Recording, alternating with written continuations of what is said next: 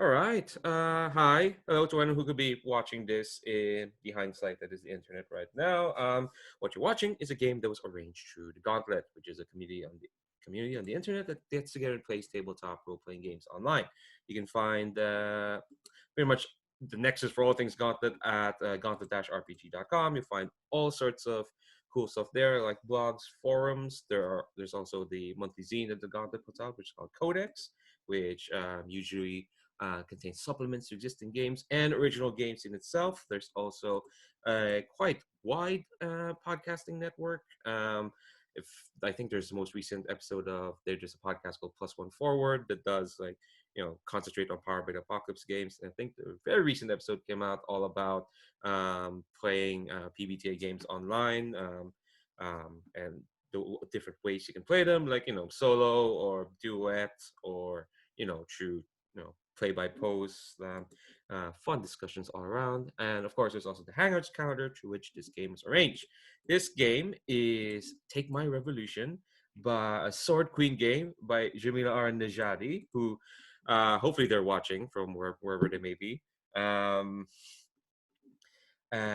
Basically, it is a what we call like a game in the Firebrands family, which was started by Vincent and Miguel Baker. This is more specifically a hack of their game, The King is Dead. Well, The King is Dead is normally about factions and people squabbling over the throne of some king who died, as is in the title.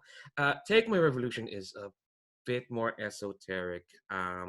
Just like well, we'll get to the premise anyway. Before we get to that, I kind of want to introduce the folks who are playing on this table. Starting with myself, my name's Leandro. I use he him pronouns. I'm, I guess, facilitator for this because I'm also jumping in and playing his character. Oh yeah, for anyone who wants to check out this game, there'll be a link down below in the YouTube description to check it out. Yeah, I just said my name. For some reason, I'm tripping over my spiel. It's like, did I say my name? Yes, I said my name. Did I say my pronouns? Yes, I said my pronouns. What everything else could I add? Oh, yeah, it's 10 a.m. where I am, which is, a perfectly cromulent time to play games. Um, Not that, as someone who has totally, stayed up till 3 a.m., 3:30 to 4 a.m. to have played some games, there's no judgment here. Speaking of which, I'm gonna go by the same order. We went through pre-recording to introduce yourself. If you want to like also shout out, I don't know, a cool thing on the internet, not anything, doesn't have to be anything you're involved with, but just a cool thing, just like anything on the internet, feel free to do so. If not, that's perfectly fine. Maybe I should have shouted out the thing. No, it's too late. I'm moving on. Maria, would you kindly introduce yourself? That's new pressure on me. Hi, I'm Maria. I use she, her pronouns. I am on the internet at Yay for Books. Cool thing on the internet is cool thing on the internet is because of the everyone staying at home thing, the National Theatre somewhere in the UK is doing a lot of like online streams of plays that they normally don't release to be watched. So you can watch Frankenstein this week, I think, and next week is this week is Twelfth Night, and then next week is Frankenstein, and they're all very cool productions. So there's a lot of cool stuff on YouTube for being stuck at home. Yeah, it's a cool thing. Hell yeah. Up next, Lara. Would you kindly introduce yourself? Yeah. Hi, I'm Laura. I use she, her pronouns. Um, it is around 5 a.m. where I am. And one of the cool things on the internet is a famous star, Patrick Stewart, who plays Jean-Luc Picard in Star Trek. He is reading a sonnet a day, so check him out. Ooh, that's actually really cool. I'm gonna check that out. Once we're done here. And last but not least, Jamie, would you kindly introduce yourself? Hi, Jamie, they, them pronouns. Oh my gosh, I did not know about the Patrick Stewart thing. That is so cool. Yeah, and like I watched Picard recently. I cried every other episode. But anyway, so good, so good. Yeah, and so I may take my revolution because I love Revolutionary Girl Yutena very much. And a cool thing on the internet, my friend just released B-Town Beak Detectives, where you play as let's see, I'm going to read it out loud, is a free-form investigative storytelling RPG that can be played with or without a facilitator. Each player creates their own seagull detective, and together they solve crimes by unraveling the clues that they have gathered. It's a very cute game. I can't wait to try it out. Uh, and my friend is always talking about how no one looks at his games, but I know it's not true. His games are awesome. So please check it out. I'll throw in a link later for the adjective to put in the description. Yeah, everything that's shouted out, I'll put a link down in the description. I figured out a thing to shout out for sure. If you want to check out, I guess, other stuff myself have done, I also shout out Maria was also there. We wrapped up a 4 session of a run of Good Society. We're playing with Off the Table. You can find them at twitch.tv/off_the table. So we've been playing Good Society, which for folks who don't know, it is the Jane Austen RPG. Exactly as it says in the tin.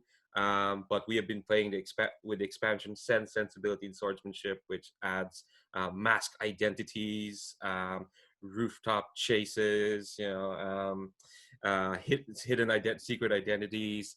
It's been, oh god, it's been a ride and a half so far. If you wanna watch a series that where basically we've somehow set up 2 love triangles that only involve 2 people in each of those love triangles, because they're secret identities, the classic Clark Kent, Lois Lane, Superman stuff. But we have 2 of them. It's ridiculous. Yeah, if you want those sorts of shenanigans, check out all the VODs at twitch.tv/off_the table. Anyway, that's enough introductions for ourselves. Let's jump into the game. But actually, before we kind of like jump into it, and actually, I don't think I've even explained the premise of the game. Jamie got there before I did. Before we jump to that, I do want to talk about safety tools that we're using before the start. First off, I do want to remind folks of our lines and veils. For those who don't know, lines are things that won't be crossed, just won't show up in fiction at all. Their line won't be crossed. Veils are things that can happen in fiction, but we're not gonna like concentrate on it. Like, it happens off screen, or it gets a sentence or 2, or we'll kind of like just skip over. We're not gonna linger on them. For this game, we are using a script change, which I'll put a link to like the handout once I finish uploading, because I forgot to do that.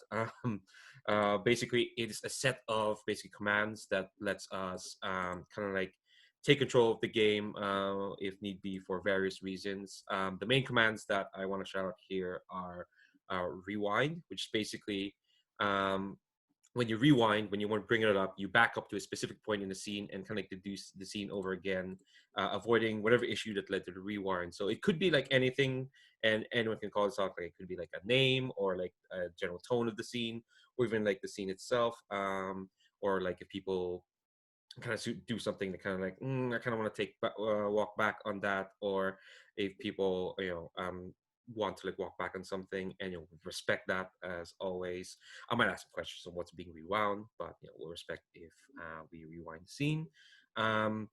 There's frame by frame, which is like if we need to play through scenes with content that you want to play through with care, like especially if like if it gets quite intense, because the thing with like Firebrand's games is like we can get into like intense conversations with each other. So frame by frame is basically like, we'll take it easy and just check in every now and then and take the scene slow. There's also fast forward, which you call for when you need to fade back and advance time as needed to like avoid content elements of play. This is we don't need to like linger on stuff. We'll just fast forward, move on, and we'll be fine. And there's also a pause, which which anyone can call to if you need a break from an intense scene. Like, if things are getting like, whoa, Nelly, we just need to like, calm down a bit. Or, if folks need a bio break, or if there's an emergency to take care of, and people can call that anytime. Like, I'm already halfway through this coffee. So, emergencies happen, and we'll pause. And it could be at any time. Like, there could be a very intense scene. Like, I don't know, someone's make a confession at the top of the school, and I don't know, there's like sunset going on, and it's all just really intense and dramatic, and the music is swelling up, and someone's like, yeah, someone's pressed the doorbell, I need to take care of that. We'll pause the scene. And well, we're here to accommodate people's safety and comfort first. Okay, so now now it's time to get in the game. So I hope everyone has like a open a copy of the game, because what we're gonna do is we're kind of like gonna read through this like opening scenario, like paragraph by paragraph. And by paragraph, I mean, yes, someone will have to read that entire letter. Um, right there on page 2. So what I'm gonna ask is, like, we're gonna go in the order we went through with introductions, and ask each of you to read paragraphs. So I'm gonna start with, we go Maria, Laura, and Jamie, and then myself, if that's okay. So yeah, Maria, why don't you start us off? All right. Page 2. Yeah. So the school is everything we dreamed of. We are everything the school dreamed of. You have always gone to the school. Your memories are hazy from before you enrolled here, but you're fairly sure you arrived here of your own free will. Classes started out normally enough. Studying was a priority. You attended your classes dutifully, relaxed in the canteen, retired to the dormitories. You had friends, and they laughed and cried with you. Okay. But there were strange places on the school grounds, a greenhouse full of strange flowers that sighed when you looked away, a dormitory you were asked to move to that no one else lived in, a garden atop spirals of stairs several stories high, the brightest of red flowers spilling over the edge and covering the school grounds in their heady scent. There were strange students, more beautiful and stunning than the rest of the student body, who never took their eyes off you. You received a letter from World's End. You broke the wax seal with trembling fingers, a seal of a sword and flower. The letter said, "Dearest one, you are brave and you are strong. There's no one else like you in all of the world. I've dreamed of you for a long time. And in my dreams, you create the revolution we all crave. In your hands, the divine sword blooms, birthing flowers of magic and redemption." But there are others like you, other sword blooms, of whom I dream of. Only one of you may be the bravest, the strongest. Only one of you will be chosen by the divine.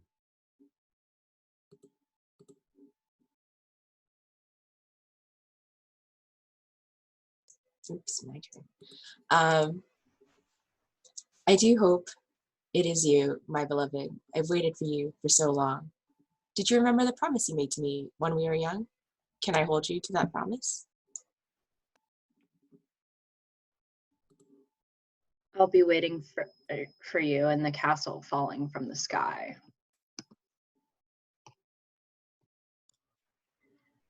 You are now a sword bloom. You've tried running away from this, but there's nowhere else to go. The school has come alive and won't let you leave. There's no going back. You made a promise, didn't you? But the other sword blooms are desperate, deadly, cunning, reading your every vulnerability. But they'll have to break you first, if they mean to weaken your heart. There's no way you'll let them take your revolution away from you. You're changing the world, no matter what. You made a promise.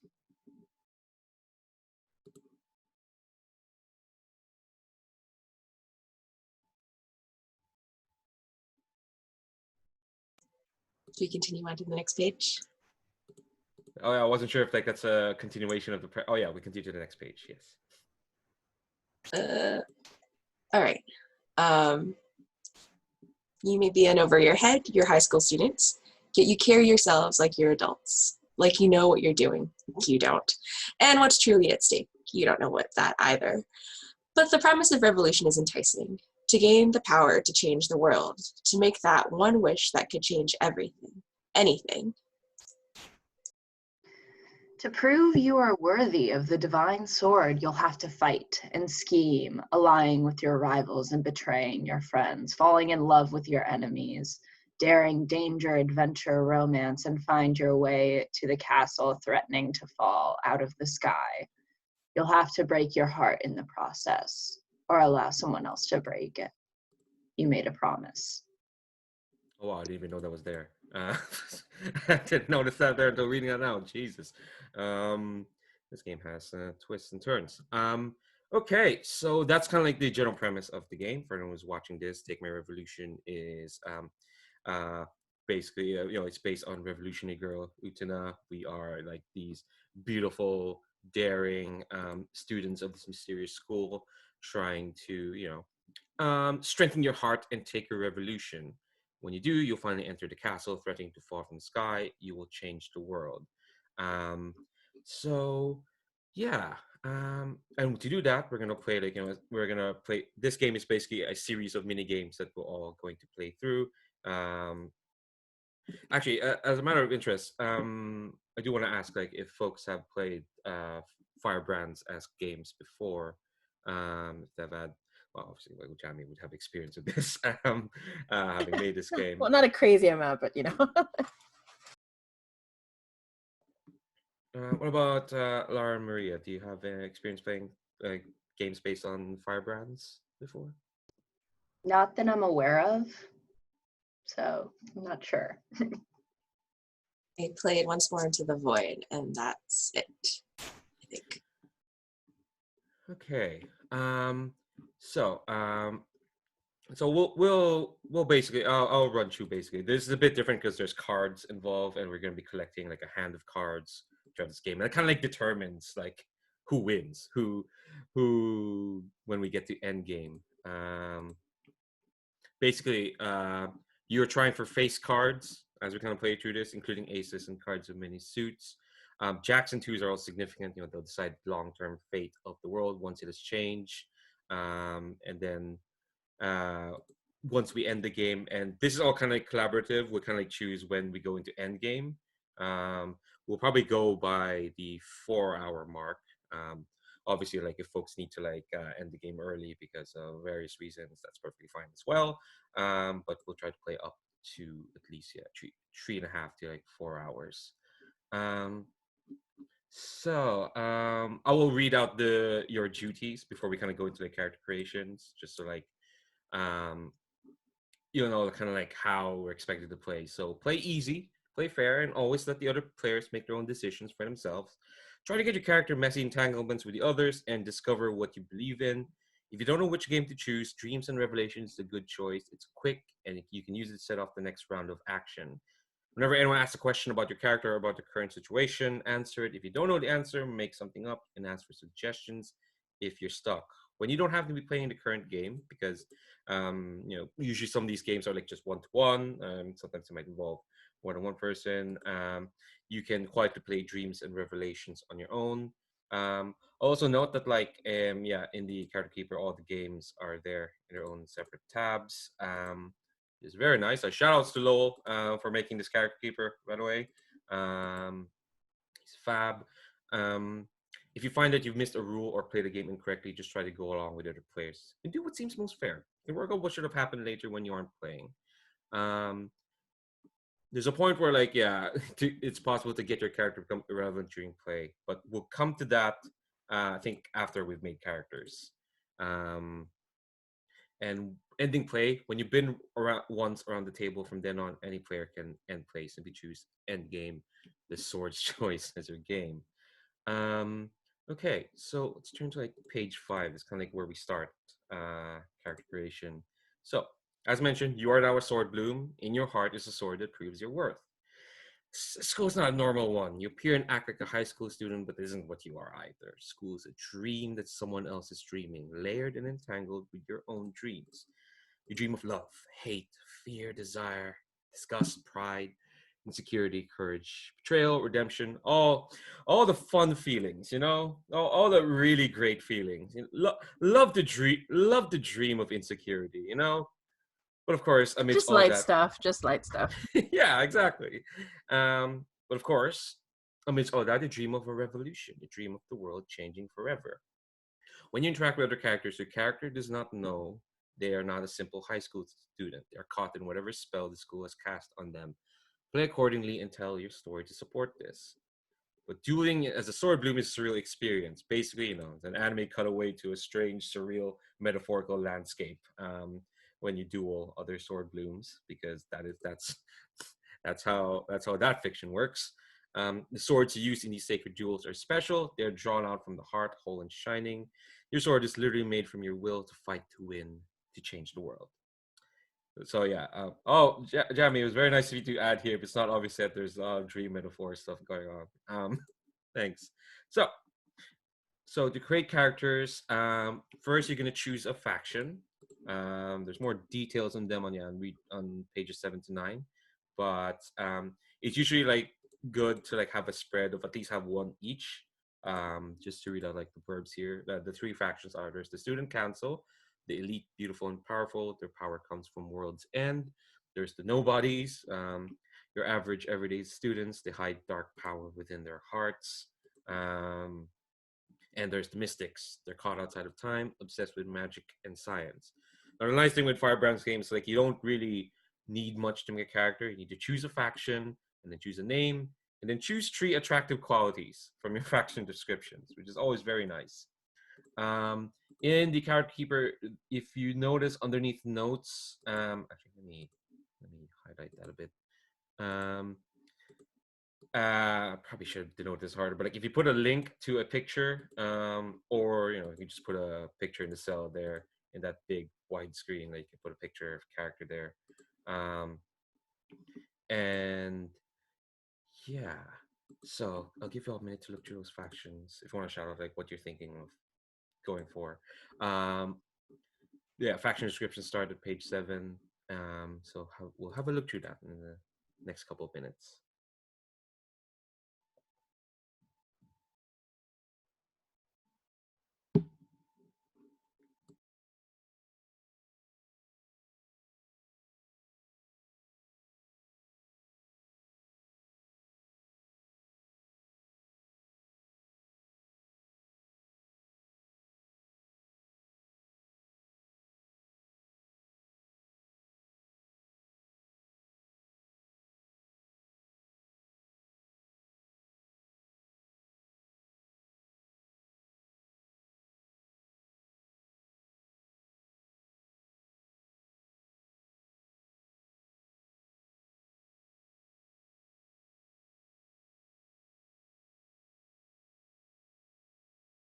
I am thinking that I'm probably going to pick the nobodies as my faction. Ooh. I think I'm leaning towards the student council. Ooh. I like that. So that means one of us can double up. Leandra, what were you leaning towards? I'm the one running this. I'll pick last. You could go with. Are you If you want to sure? double, if you want to, no, yeah, I always do this. It's fine. If you want to double up, that's up to you, Jamie. I always like being a really arrogant student council member. That's always I always play the really arrogant student council member who falls in love and loses their pride. So I'll do that today. Cool. I'll take the mystics then.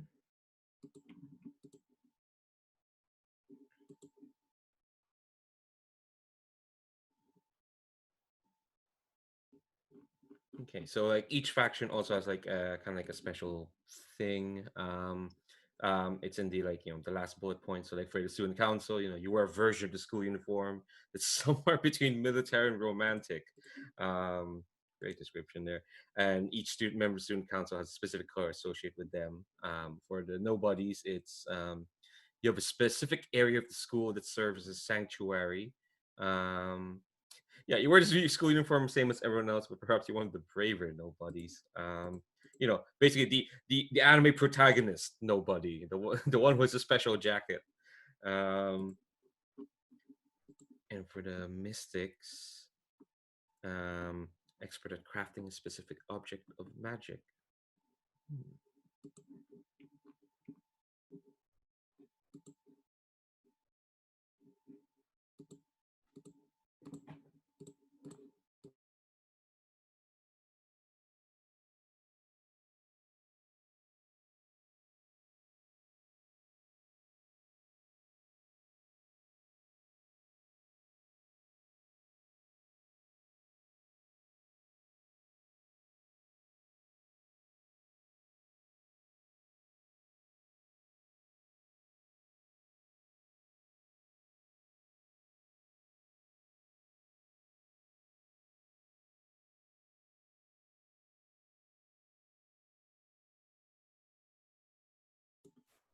All right, cue 5 minutes of me not working on a name or a quality, instead scrolling through Pinterest. Same. I feel I was definitely just Same. scrolling through Pinterest right now. Oops. Yeah, It's like, such I'm an doing this. essential part. Yeah, oh, look, I'm doing the same thing. I'm not here to judge. Just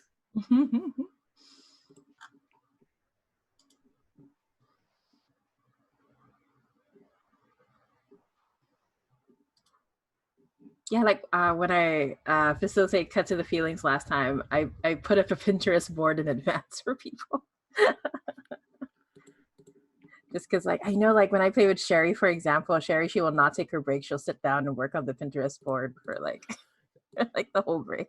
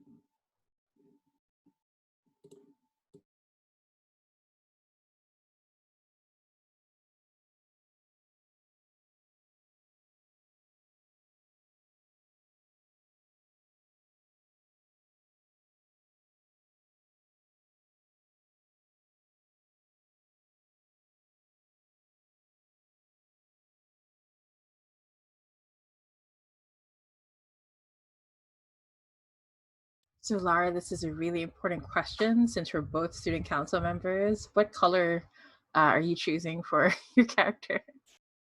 I'm not sure yet. Any color that you're really drawn to? Yeah, I am unashamedly using Rosa Versailles as my, um, because Revolutionary Girl Yatena was inspired by Rosa Versailles. So I'm just like, this Ouroboros. Yeah, but so I'm looking at the picture I got. Yeah, I'm thinking like a bright blue would be kind of cool for her. All right, sounds all right. So wait, is the color okay? Oh, it's the same color as their hair. Okay, funky.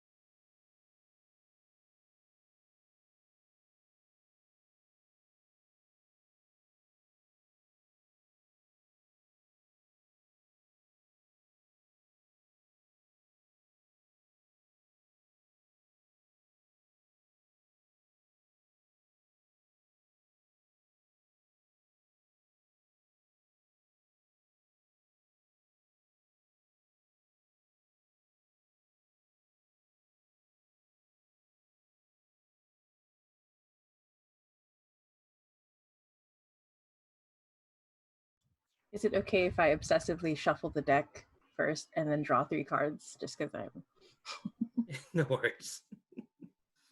I'm just so anxious sometimes. Like, did it shuffle properly? This digital thing. No worries.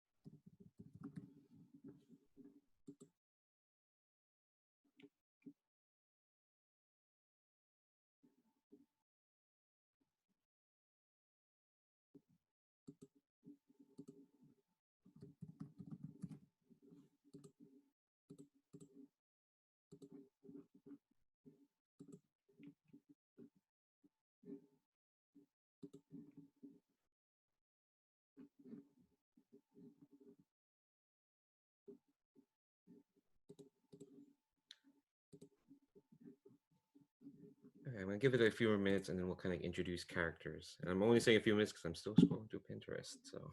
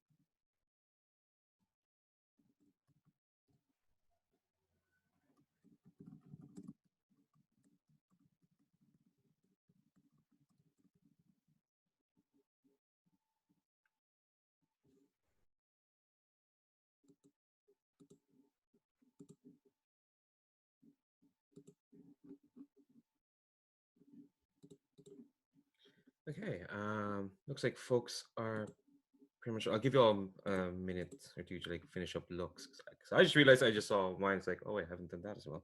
Um,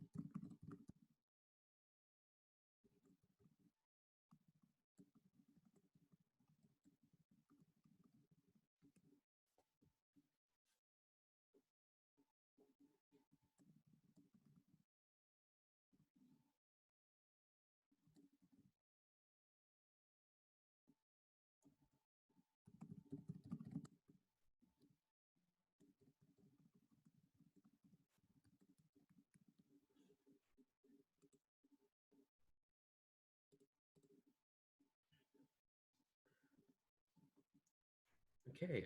Would folks be ready to like just introduce their characters? Don't worry if like just like you don't have to give the full pitch. Just like maybe just like the name and what faction they're from, what kind of like, yeah, special thing or like yeah, the color or the area or the item, and yeah, their three qualities. And um, okay, so let's go reverse order of the character keeper, and not just because it'll put me last. Um, What? What? I I went know. there on purpose. Like to be we changed the rules, the gauntlet rules, the time honored tradition. What is this? If you watch all my videos, you know that I pull this trick far That's too often. true. That's true. That's a good point. That's a good point. All right. So yeah, so I am unashamedly basing this character on Oscar from The Rose of Versailles, which is a really great anime from the gosh, I think it was a really long time ago. I think it was like the 80s, early 80s, late 70s. It's really great to watch. I just have to quickly recommend it's so good because like every other episode ends with, and this is before the nobles knew that they would lose France and things would burn to ashes. Like it was just constant for how many episodes while they were eating their cake and enjoying themselves. But anyway, aside from that, so Oscar, um, goes by lots of different pronouns. It depends on how they are presenting themselves in the moment. But, you know, they're comfortable with whatever. And Oscar is part of the student council. She has long, flowing blonde hair and treats their uniform like a military one. They're very exact about it, um, really take it seriously. And her specific color association is the brightest blue, the same color of the sky when I made that promise. They're a little dramatic. And her three attractive qualities are radiant, impressive, and severe. Yeah, and I think sometimes I like to answer the question of like what role they'll have in the student council, just because that's fun. So, Lara, were you feeling like your character is a president type or a vice president or a secretary? Like, what are you feeling? Um, I think that she's probably either president or vice president, just because she feels like the character that like does the hungry grab for power. Oh, nice. Ooh, can we establish that there used to be another president, but they've gone missing and you're the new one? Oh, cheers, yes. Okay, okay. I'll be the vice president then. I like it. Yeah, and I think that's it for. I'll put in the notes for me about the vice president stuff, but I think that's it. It's good to know power grabs have been, of course, they've been happening. Of course, they have. Okay, so going from that to Maria, tell us about your character. Yeah, so I made Katell Marek. She's a she, her pronoun. She is from the faction of nobodies. And she's sort of using that to sort of blend in and watch people as much as possible. She typically wears a lot of gray, like maybe more gray than the student uniform would naturally call for. But her one thing that she has to stand out a little bit more is that she has these dark red lace-up boots, like, and they're nice because she can pretend that she's going on adventures and get them dirty a little bit. Her sanctuary area is a swing set that's sort of hidden in a dilapidated, sort of forgotten area at the school grounds. Like, it's not sure why there's a playground at the school that is probably for older students, but hey, there's a swing set, and she likes to kind of just go there and think about everything that happens. Her attractive qualities are that she's devoted, resolute, but also unpredictable. And not sure what she's devoted to yet, but I think we'll find out. Or who? Or who. Um, yeah. Cool. Yeah, we'll find out. Yeah, play to find out what happens, etc., etc. Yeah. So, who is this? Like, um, um, up next, Lara, tell us about this other member of the student council. Hey, So this is Leeria Ravenholm. She uses she, her pronouns. So her colors are, her hair color is ultraviolet. And so it's a color that kind of can't really be conceptualized by the human eye. Her qualities are intoxicating, sensual, and strong. She's very posh, so she always adds her own bit of flair to the uniform, but it's not really, it's not like a hair bow or like something like that. It's always something that's very it's there, it's almost presidential looking, I guess. So I guess that makes sense for her. She is the strong silent type and always seems to know what's going on with everybody, but nobody really knows how. So yeah. That sounds terrifying. Wouldn't want to be stuck in an elevator with her. For those who don't know, there is a mini game involving an elevator, and so I mentioned that. Rising tensions in an elevator. That's not ominous at all. My character is named Astrid Morrow. These are she, her pronouns. She's of the Mystics, which I, again, showing how much I prepped for this. I didn't fully read until actually reading the verb and saying, oh, I didn't know they exist outside of time and space through dying. So she is, so that's her is, but unlike the other sad ghosts who are contented pretending to be human, Astrid is kind of like, as part of the Mystics, has steeped themselves in inherent wild magic and mystery. I kind of want to say, based on what y'all discussed, that maybe she used to be a member of the student council. That's nice. I like it. Yeah. So she's like, what I wrote down for her look is ephemeral in many senses, waxy white hair, one eye always hidden because anime. And Because symbolism. Yeah, exactly. Symbolism, like maybe you could see the other eye back when she was alive. But now it's all hidden and whatnot. Her three attractive qualities that she's mysterious, bookish, and enigmatic. I was almost tempted to pick another one that also meant mysterious. But no, I'd pick another personable one. And kind of like her sigil, or like the item that's kind of a specific magic object she made is a pocket watch that in burnished silver. The hands are always fixed equidistant from each other, which is incredibly useless for telling time. But who knows what will be of use in the future. So that it sounds like a rambunctious bunch of characters. We've just finished up our first hour, so what I'm going to do is I'm gonna call for a break. I always like to put a break in between character creation and jumping into the game. Let's say let's give it a good 10 minutes, stretch your legs, get some, refill coffee, and all that fun stuff. So we'll come back at 10 past the hour. Then. So see you folks in a bit. Cool, see you in a bit.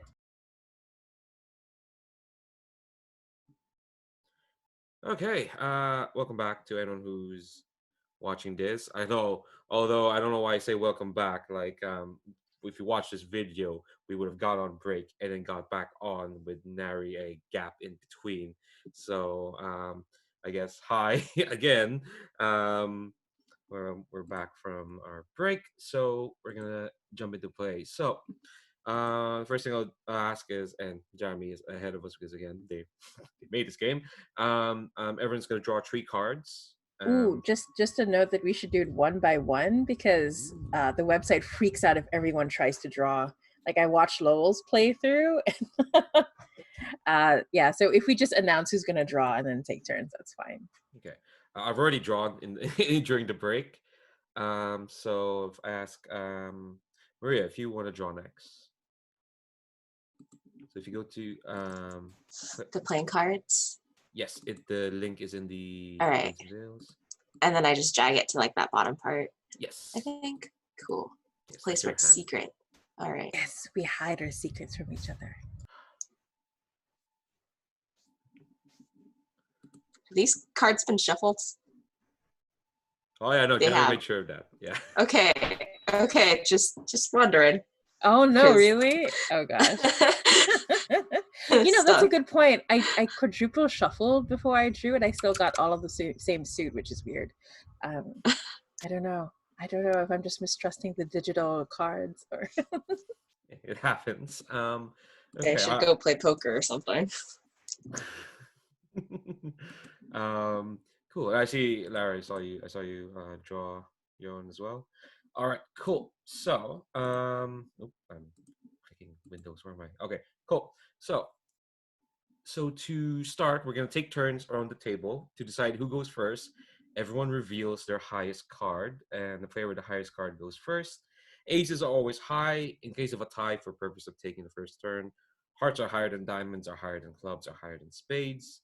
And then once we reveal their cards, we return them back to their hand. Okay, so oh, someone's pulling out an ace. Yeah, that's me.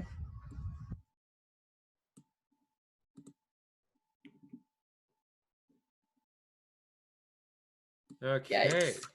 Yikes. I have revealed too much. Okay. I'm going first. Um, yeah. Well, it's actually helpful you're going first since you wrote this game.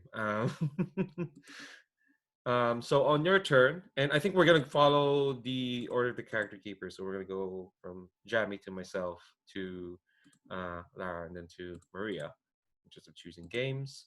But on the very first turn of the game, you have to choose Dreams and Revelations, Jamie. So I think that's the one game that's not on this character keeper. So we'll have to turn to the PDF. So um, yeah, Jamie, why don't you take us through Dreams and Revelations?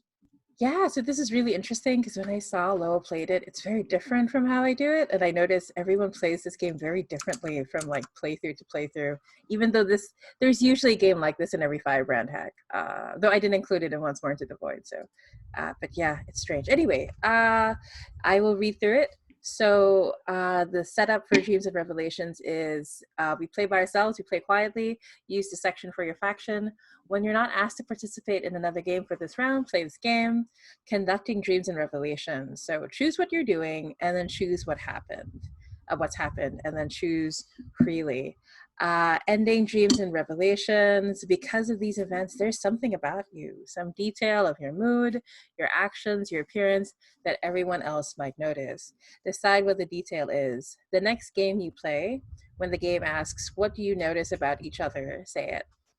Because of these events, there might be some news, gossip, or intelligence that everyone else has heard. Decide whether there is, if there is, at the beginning of the next game, whether you're playing or not, say it. So I'm going to go to my section of the student council. What I personally, and I just want to stress, it depends how we want to play. What I personally like to do is I like to say it out loud, especially if a choice I make is going to involve another faction. But I've seen games where people just like very mysteriously play it quietly without saying anything. So what Yeah, do we prefer? that's normally like how I play it, and then usually by the next round, people are like, look, can we just write this all out, so everyone knows, and we're like, yeah, okay, the inevitable has happened. Yeah, yes, I have been chasing a giant scallop throughout the salty seas. That's what I've been doing. Um, um, I think because we've had some folks who haven't played like other Firebrands games like that has this game. We'll probably do it like openly, just so everyone knows if Yeah, that's okay. yeah, and honestly, I might like change this part of the game and make it explicit that it should be out of the. I'm still going back and forth on it. Like I pray in front of the computer to the god of design and go back and forth on it. So, but anyway, I'm going to choose. Let's see. I'm looking at the student council one. I'm a very. Oh, thank you. Sorry, my partner is tempting me with a BLT sandwich. Yeah, so focus, don't think about the bacon. I'm going to say, ooh, I wanna kick off something interesting. Uh I'm gonna go with the nobodies. You've been seeking support from the nobodies, and I'm going to choose. And one of them surprised you, impressing you deeply. And I kind of wanted to be, is it Katell? Am I pronouncing it right?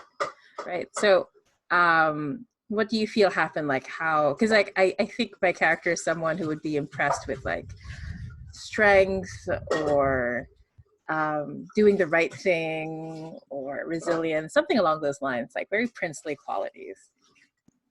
Um, I think that Kittel, um, one time actually stood up for another student that was being bullied.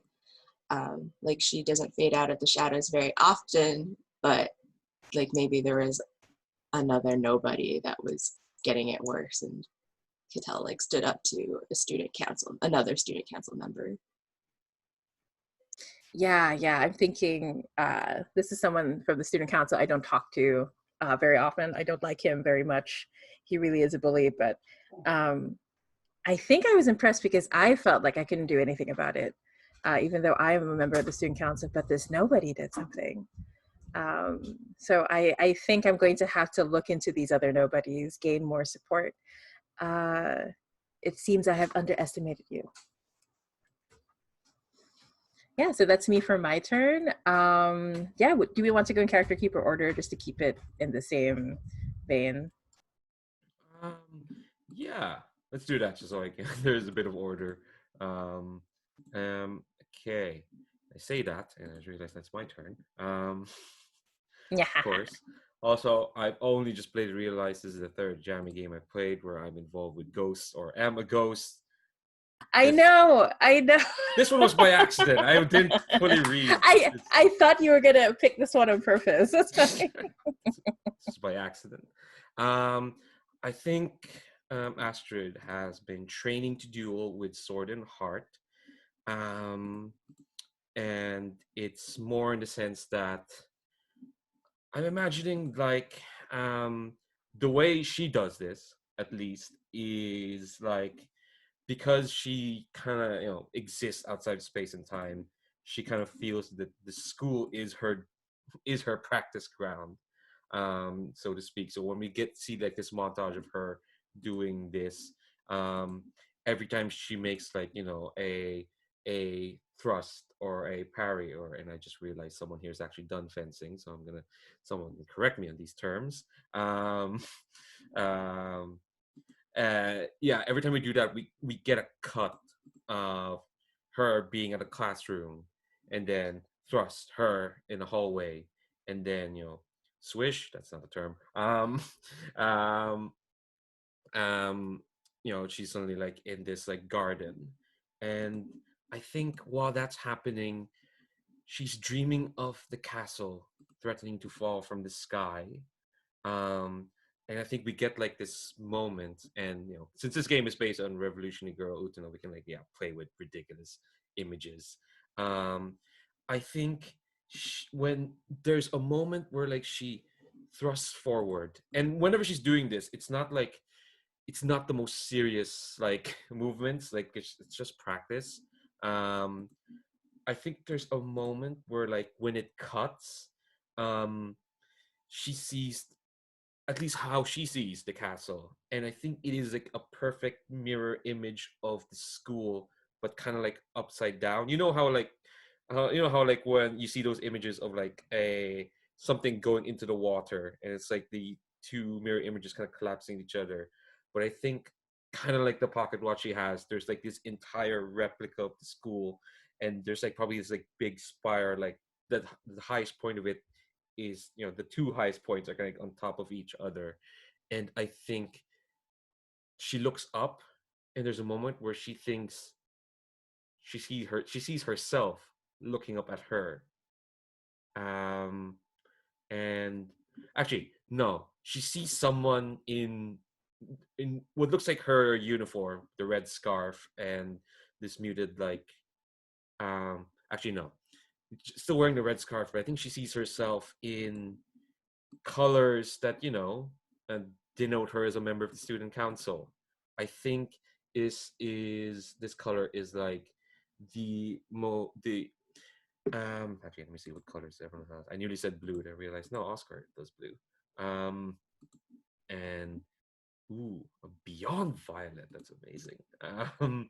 Um I think this is kind of like it's this burnished sort of orange. Um it's like, this twilight, what happens, when the sun is setting and the sky is just like this burnt orange. I think that's kind of like the color she sees this mirror version of her in this castle falling out of the sky looks like. And I think like she and Astrid blinks and the sky is gone and she suddenly has no energy to practice dueling, and she goes back to haunting the halls. Okay,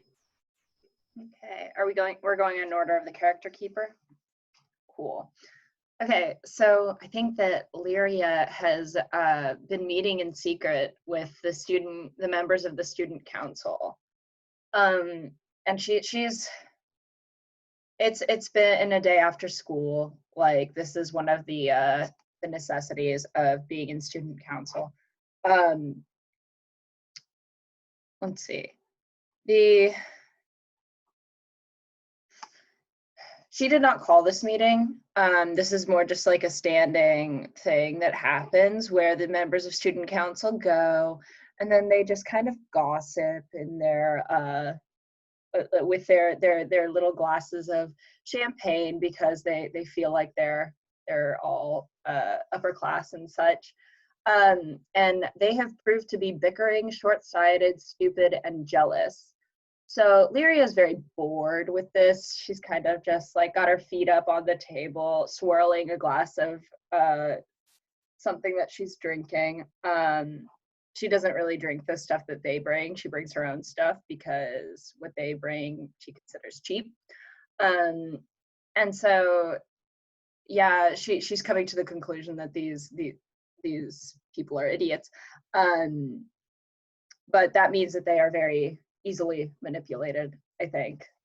And I think that she's going to maybe share this this feeling with Oscar if you feel like that's something that Oscar would maybe feel like.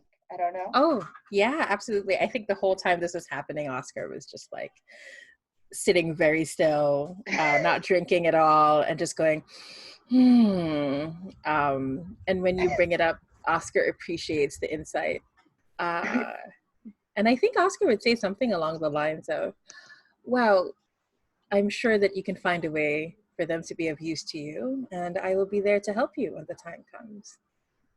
And then Leeria just kind of nods her head, and I think then, yeah, she leaves, just kind of acknowledging your support, but she is not one of many words. I think Oscar is going to just pointedly take away the champagne from everybody, like party's over, that kind of mom energy, you know? Perfect.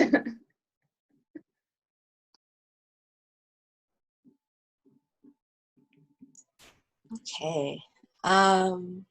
So I think for Katell, she has been, there's a lot of options here.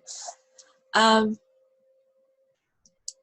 think she's been staying quiet to avoid suspicion. I think this comes from the incident that Oscar ran into where she had to kind of like stand up for one of the other nobodies. Like, I think in the back of her head, she's been like fomenting some plans to sort of get back at the person. But she also feels like she has to gather more information, like figure out what this one student council member, like where they hang out and like sort of what way would best get back at them, potentially hurt them, something like that. And I think like her quietly watching from the shadows, walking through hallways, kind of like always just being there has mostly worked. But I think that maybe, if it's okay, one of the mystics still seems to suspect you. I don't know if that is Astrid or if there is another mystic who might notice just the student sort of lurking constantly around.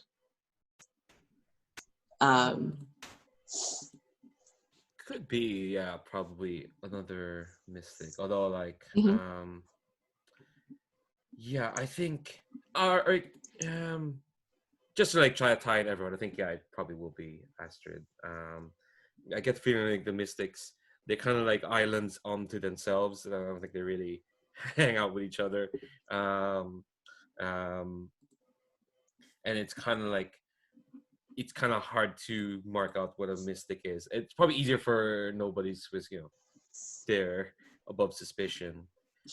But yeah, I think Astrid would notice you specifically because, um, yeah, I think it's just like just that tense time, and it feels like there's something's coming or so. So everyone's kind of like on edge, especially after Astrid saw what she saw.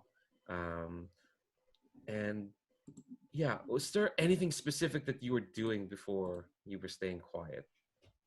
You think? Um, I think that before this time, Katell was sort of ubiquitous. Like you could find her everywhere. She was always just wandering around the school campus. But now that this happened, her wandering is like focused. Like she's, I don't know if we have lockers, but she's always up and down like that particular area where maybe there's like a special student council room or something. Like she's suddenly missing from other places that she used to be. Yeah, like she has like suddenly a definite pattern. Mm-hmm. Yeah, she's a little like, yeah, previously she was like extremely unpredictable in her path, but now it's like she's slightly more predictable. If there was a Marauder's map, you could find her more easily. Yeah, and I think like you probably get a moment when it looks like it feels like, oh, I've got this pattern, and I think Astrid is kind of like very keenly and very obviously like observing you. It's kind of like just to say, ah, I see you. Yeah, yeah. Okay, so that's everyone for Dreams and Revolutions. So then we go to the next player. Um, just me. Okay. Um, all right. So kind of like to do a rundown of the games here, just for anyone who could be watching. There's we did Dreams and Revelations. There's an animated disagreement, or as I like to call it, epic rap battles against each other, because that's kind of what it is. There's rising tensions in an elevator, which is just Jesus Christ. There's a conversation over food, which is as it is. We have a meal. Maybe multiple people will be there. Let's have a nice chat over food. It's fine. There is a dance, which is it is as it says. It's a dance. There's meeting sword to sword, which is again it is it's combat with each other. Um, there's stealing time together, which is exactly what it means. Yeah. Um, and there's a duel with swords and hearts, which is kind of like one of the central mini games of this for sure. This is when you know, you basically play your cards against each other, and try to win the favor of worlds. And um, there's Take My Revolution, which is basically when you this is when you give up your revolution, when you become like a shade of your former self. It could happen. Your character might be like, I don't want this anymore. And then once you've done that, you play Through a Mirror Darkly, which is the follow on from that. If you've done you can only play that if you've done Take My Revolution. And once everyone's done a round, probably near the end of the game, we'll do end game and kind of like tot up the cards we have and see who wins. Yeah, who wins their revolution. Um, Yeah, and just as a quick note, like the thing with dueling with swords and hearts, you can attach that to any other game right after. Not every game, but a lot of the games can lead to a duel, and the duel is the easiest way to get different cards and try to vie for a better option towards the end. okay. I think I'll go with what I usually do with these Firebrands games and start with a dance. Um, because a dance is always nice. So I'm gonna read the setup. So the setup is ask your chosen partner how you two came to be dancing together. Other players can join freely if it makes sense for the characters to also be present at the dance. So I kind of want Astrid to have a dance, and we'll figure out where this is happening with Leeria, actually. Um, so yeah, Leeria, how did the two of us came to be dancing together? Let's see. I think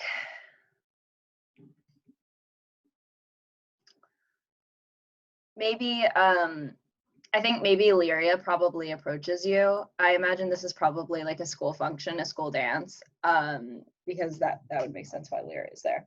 And I think that Leeria is always one for surprises, so it might be some kind of political move when she asks you to dance. So I think that maybe trying to get something going there, trying to start conversation between the student council and the mystic. Yeah, I think like and with the way these mini games work, like we can obviously role play like scenes in between prompts and whatnot. I think when you kind of like when Lyria comes up to Astrid, and Astrid's not trying to keep herself hidden, but like she's obviously like not joining it, she's kind of like flitting around and dancing on her own, so to speak. But I think when you kind of come up, she kind of like just gives you like this quizzical look and just kind of says, "Well, you don't really, Larry, if I know you well enough, you don't really ask anyone to do anything unless you're getting something out of it." I think Leeria responds with, "Nobody knows me really well."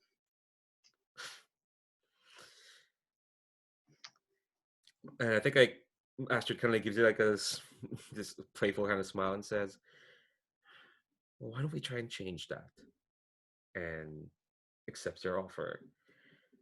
So, we ask each other, "What do you notice about each other? What you've heard, depending, based on the dreams and revelations."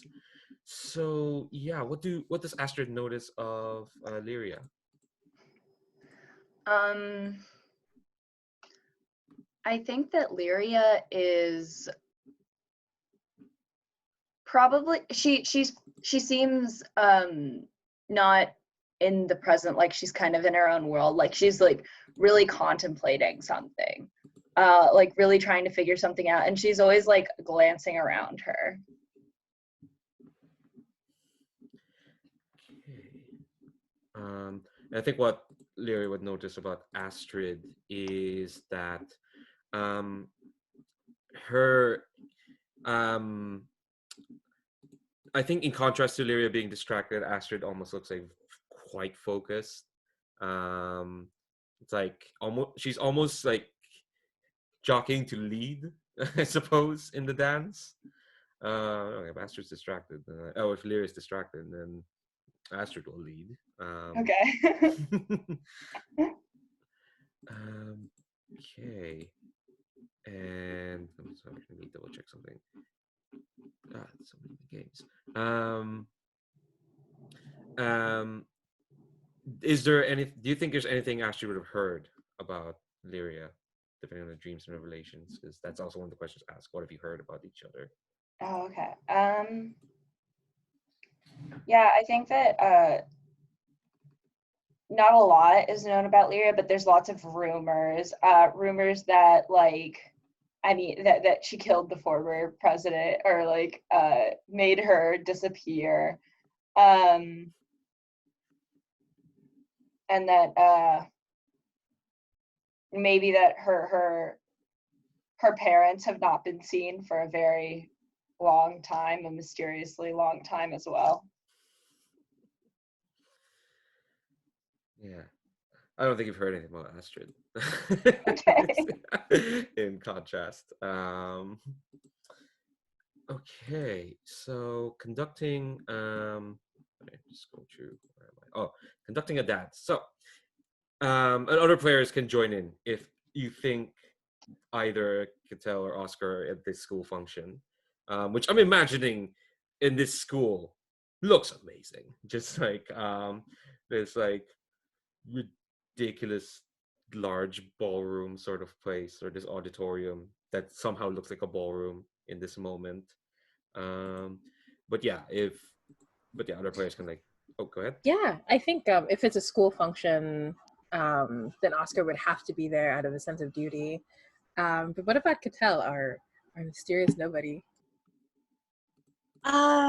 Yeah, she's a wallflower. She's wandering, but she's not really there. She just like wandered into it. She didn't plan to be there. Okay. So yeah, feel free to like join in and start dancing with because all of us are here, which is nice. So feel free to jump in. So we're gonna take turns asking each other questions. Each of us gets asked the other two questions, taking turns, and then the dance ends. If other players have joined the dance, you each get to ask two questions in total, choosing which dancing partner for each question. And we kind of take turns around the circle as the figures of the dance bring you from partner to partner. So I'm imagining like this school function kind of swings from elaborate, like we all know how this dance goes, to hey, high school students dancing. It kind of like it segues from that to that. So the worst dancer asks the first question, or else have another player choose who asks the first question at whim. Um, I always like try to figure out like, does this mean like the worst dancer is the player or the character? And I was like, I don't want to put anyone to like say they're a bad dancer, so we'll go with character. Usually makes sense. Um, okay, let's see. No, Leeria is clearly not the worst dancer. Probably not. I don't think anyone at the student council will be the worst dancer.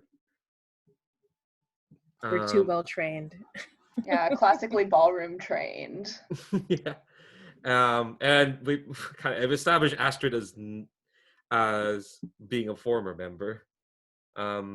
So it's up to you, Katell, if you want to jump in. That's true. Yeah. If you want to jump in, or if we want someone else to start. I don't know if I'm dancing. Would this be a question that I ask of Astrid and Leeria? It's something you ask your dance partner. So yeah, I think maybe if you don't want to start. Well, if you want, I could say that Oscar just like pulls you in with that question. If you want that to happen. Yeah, sure. Because I think the way that would play out is like Oscar would be happy to see you. Like you've been laying low. So, but the last time Oscar saw you, you stood up to that bully. Yeah. Right. So I feel like that makes sense. But Oscar is pushy, pulls you towards the dancing, but is not really saying anything. It's just like looking at you enigmatically. Okay. Then I, as the worst dancer, because I am not a member of the student council, I was not even planning to be at this dance. I just accidentally walked into this auditorium. So anime. Yeah. Let's see. These questions. I lose my place in the dance. Do you let me stumble, or do you draw me back into place? I think because I'm so classically trained, I see you like you're about to make that mistake, and it's an anime like slow motion moment. where I cover it up. I twirl you around and help you find your place back in the dance. Uh, and I'm very polite. I don't point it out. It's very obvious what I did to you, but it's not obvious to anybody else. And I just smile and say, "Don't worry. Everyone's too busy looking at me to notice." And Katell is just like so like mildly uncomfortable about this whole thing, and she's just like, if they're looking at you, I'm still a shadow. They might see parts of me. Well, then, if that's the case, I'm going to have to make sure no one else can see you except me. And I start to, like, I'm quite tall, so I start to dance where my back is covering you. Um, and I'm making sure, and I say, because you are my flower, and this is our secret garden, I don't want anyone else to see you. And Katell kind of looks away and like, yeah, she turns her head kind of like she's not sure what to say. So the name is Katell, is that right? It took me quite a lot of work to dig that up. Yeah, that's my name. I try not to let anyone really know it. Oh, if that's the case, I'll have to come up with a nickname for you instead and call you that. I'd rather you didn't. I'll call you, let's see, there's something about your eyes that's very jewel-like. I will call you, yeah, I think that's good. I'll just call you Jewel. Oh, You'll be my that's precious treasure. mm, uh Katell just like, I think she closes her eyes at that and she says, well, I don't know if there's anything I can do to stop one of you from just doing whatever you want, but I'll try. And I laugh and I say, oh, there's something about you, Jewel. If you really set your mind to it, I don't think anyone could say no to you.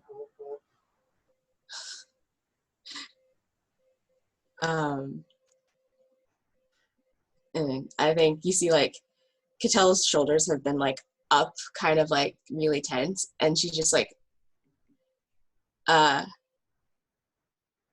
think she like half lets them go down, and then realizes she's letting her guard down, and then like tenses them up again just because she can't.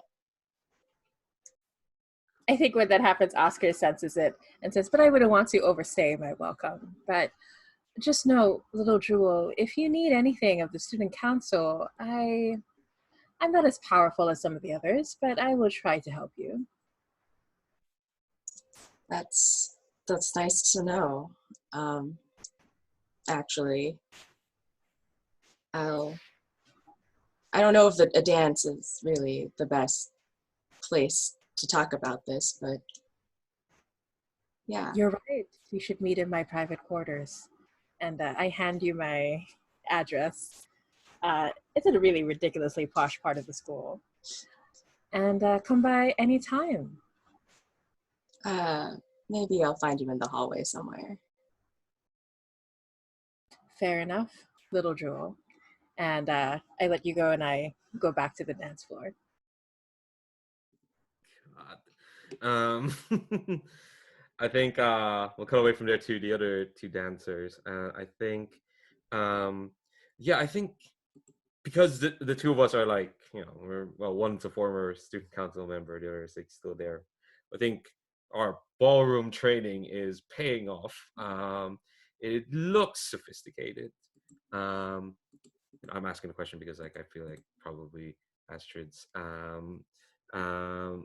Astrid's probably like is rustier than than Leeria. So I think there's a moment where my face is close to yours. Do you turn subtly toward me or subtly away? I think that Leeria probably turns subtly towards I think that she kind of makes it so that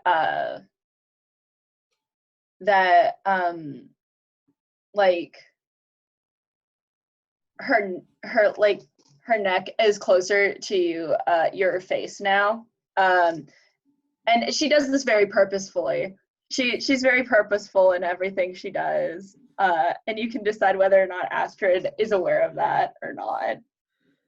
Yeah, I think when Leeria does that, if she like kind of looks up a bit, I think their eyes kind of just lock, and I think like Astrid will just smile and say,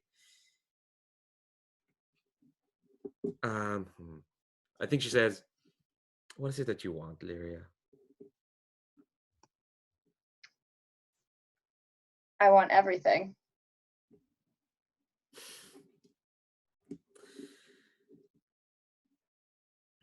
And God, I think I'm taken aback with that, and I think Astrid is also a bit taken aback. That I think like she kind of, I'm not gonna ask the question about losing her place. I think she absolutely does, or she nearly does, but she's still trained. We might have danced a bit back then when she wasn't a mystic. I don't know.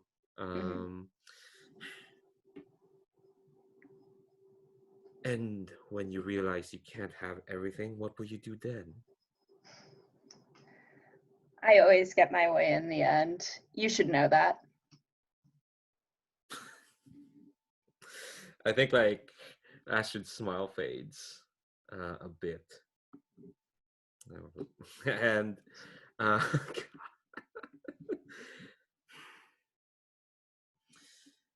well, I don't think I can give you everything right now, Leeria. I think Leeria, I think she locks eyes with Astrid again, and I think that she's like really channeling all of her like social abilities into this gaze. So she just looks really intensely into Astrid's eyes, and I think she says, "I understand, but don't worry, you'll be able to." I think like Astrid is also channeling everything she has in this case as well. This is, I think, the power struggle. Yeah. Meanwhile, their dancing has actually gotten better. At least the two of them amidst this. Rita, like, you can ask a question here as well. You don't have to like wait for another dance partner. It's kind of like a back and forth. Usually, if it's only two people, it becomes like a back and forth. Okay. The main thing is just like, you don't have to if you want to save like a question for the other two, but No, yeah, I'll use one. Let's see. This moment in the dance allows me to step close to you and linger very near. Am I welcome? Oh, I think if Astrid is gonna be honest, I think you're more welcome than you probably expected. Okay. Yeah, I think like when you like, yeah, when you step close and you like linger a bit, which is probably not part of the routine. um I think Astrid kind of like says, Hope was on. Admit Jeremy back into the room.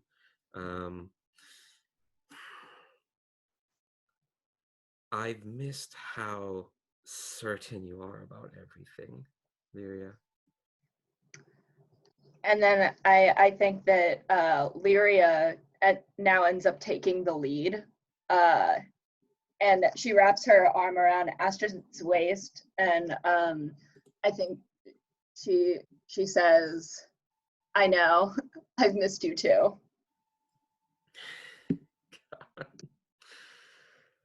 Whew. I think I'm probably gonna duel you with Swords and Heart later, just as a warning. Soon after this. I, I I kind of feel like I don't know how to follow that, so I think we'll probably kind of like when we cut away to whatever Oscar Katell wants to do. I think they're kind of like just dancing, and I think to us, I'm imagining this is kind of like on near a season finale of this series. We've probably seen this dance before, um, and this is probably the best it's looked. And yeah, we'll kind of like cut away from there. Want to turn to Oscar Katell if if they're still up for dancing with anyone else. Is that okay with you, Lara? Just to, like end it there. Well, not end it there, but like end at least that interaction Yeah, between the that's two good. of them. Actually, I think I'll turn to Oscar because you've not asked a question of this dance yet. Yeah, I'm actually okay with just being really handsome and brooding. I'm okay with that. I feel like uh, I I really established Oscar's character well with Cattell earlier, so I'm okay with not taking a turn actually. Okay. What about you, Katell? Are you okay with like that as well? Because it does feel like we've. Yeah, I think after that, like scene, I think Katella just goes back to her spot on the wall, and she's like looking at the thing that Oscar gave her, kind of like playing with it idly between her hands, but I don't think she's dancing. Hmm. Um, actually, I mean, I don't want to duel yet. I think it's too early for that. I think I was not expecting how that dance went. Okay. So I think, yeah, I think we can close the dance on there. At there. Um, cool. So we've reached another hour. I always like to take a break at each hour. So let's take like 5. No, let's go. Let's come back at the top. So 6 minutes, for sure, and then we'll turn to Leeria and see what game we're going next. So yeah, we're back at top of the hour. All right, we're back. Not gonna repeat the same thing I said in the previous break. In that I just said we're back, even though anyone who's watching this, it will just cut to this anyway. Gonna make sure to not bring that up again next time we take a break.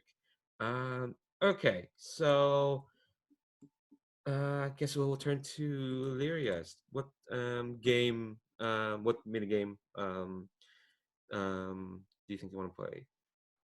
I think I want to do an animated disagreement. Ooh, Interesting. cool. So let's come to that. Do you want to read the setup of how that goes? Yeah, I can do that. So everyone plays. Decide with your chosen partner what is the matter of your disagreement, where you are holding the discussion, and who else is present. What do you notice about each other? What have you heard? You and your partner each state your position. Everyone else takes the part of your audience, real or imaginary. During the discussion, anyone can ask anyone for details about the setting, occasion, and circumstances. Cool. So who are you having this animated disagreement with? I think I'm going to be having this disagreement with Oscar. I think that I want to figure out more about what our presidency is going to be looking Ooh. like. So yeah. So before we get to like the actual like conducting discussion, let's set up like how you're having this disagreement, and if there's like an imaginary audience or a real one. I don't know. I feel like Oscar and I are pretty level-headed in front of like most people. But I imagine we're pretty close since we're VP and president. So I imagine I trust you. So I think that it's probably very odd that we are disagreeing. So I think that it would be okay if it's in an odd setting. So I think that it would be okay if it were at school or something. Right, like in the hallway or Yeah. like something weird like that we don't usually see. Yeah, I think that this is going to be a very odd occurrence. Yeah, I think Oscar's been like looking at the hallways trying to find his little jewel. So That makes sense. Okay, all right. Okay, so what do you think we would be discussing? Any idea? Yeah, I think, because you brought up the presidency, there must be something we disagree about in terms of like what the next step is for it. I'm wondering if I think what Oscar would disagree about is maybe, I'm not sure who takes the position, but World's End is being very specific about what the student council is doing or should do, and like there's this very specific set of instructions we're supposed to follow, and one of us wants to do it to the letter and the other doesn't want to, right, and doesn't trust World's End. So who do you think that would be? Um,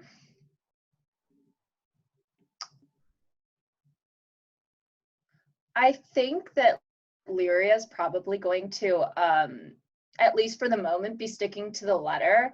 I mean, if she sees an opportunity where she can like actually grab power of possibly even World's End, I think she'll take it, or like a one up World's End. But for now, I think that she feels like she needs to like for World End to trust her. So I think she's probably going to be sticking very much to the letter. Okay, so conducting the discussion, basically what this is like the two of you are gonna have this disagreement, but the audience, which is gonna be me and Maria, are gonna conduct the discussion. Audience members will take turns posing challenges to the position holders. Both position holders must answer each challenge, and we decide who goes first or let one of them volunteer. And then whoever posed the question will award one coin to the one who you think gave the best answer. This is why I call this game the Epic Rap Battles game. Oh, we lost Jamie again. Oh no. Oh no. We'll give it a moment, but I'll keep like kind of explaining this because they've played this game. Well, they wrote this. Well, well, they played this game before for sure. If either position holder goes on too long, you can cut them off. Hoots and boos optional, which is great. And award one coin to their counterpart, or else just ask them to kindly wrap up. They're absolutely not allowed to interrupt or rebut one another. Again, hence epic rap battles. If either position holder interrupts the other or tries to get in a rebuttal when it's not their turn to answer, you cut them off at once and you award one coin to their counterpart. And after 3 challenges, they compare coins. Um, Whatever proportion of coins they each hold, they can be confident that if they were forced to commit, the same proportion of the audience, real or imaginary, would side with them.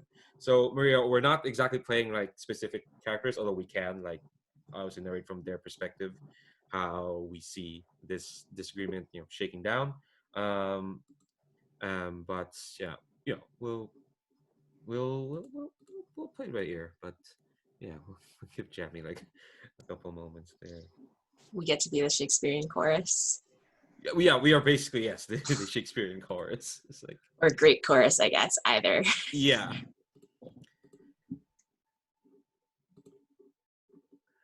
Okay. So let me read through these challenges. I'm curious to see what either of these two would. Okay, I've got an idea for what challenge to do. I guess we should. Guess there's only two of us. Like, one of us gonna ask probably a challenge twice, or at least we'll get to ask 2 challenges. Maria, do you want to be that one or? I have I have an idea for what challenge I would ask first, but Okay. I don't care. Okay. All right. Yeah. If you have an idea of what you want to ask, you can go first. Hello again, Jamie. Welcome back. Did you clear I'm out your so router? sorry. My partner dared to try to connect to the internet with his phone, and the router like threw a fit. So I'm on my mobile internet. It should be enough for the rest of the game. So I'll just stay here on my phone. Oh, okay. Let's hope it holds. Okay, so I was just explaining to Maria and to Lara how this works, and you know how this works. This should be fine. So okay, so we kind of have like your positions with Oscar and Leeria. So yeah, Maria, want to ask the first challenge? Um, I think I want to know how these two people. Please express your commitment to your position, even if, wait, no, I'm reading the wrong one. Please explain how your position best serves the neglected interests of the school or students. I mean, that was going to be mine.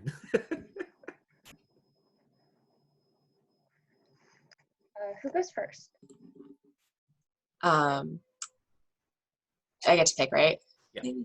I want Oscar to answer this question. Yeah, so Oscar is not happy about the instructions, does not trust World's End. And so, and we're in the hallway, right? So I think, I think Oscar's gonna put on a show and sort of spreads her arms wide and says, you know that I would support you in anything, Leeria, but I believe that it is you and not World's End that can lead the school towards glory. I believe it is you and not someone else's ideas and traditions that will serve our students and bring them closer to true nobility.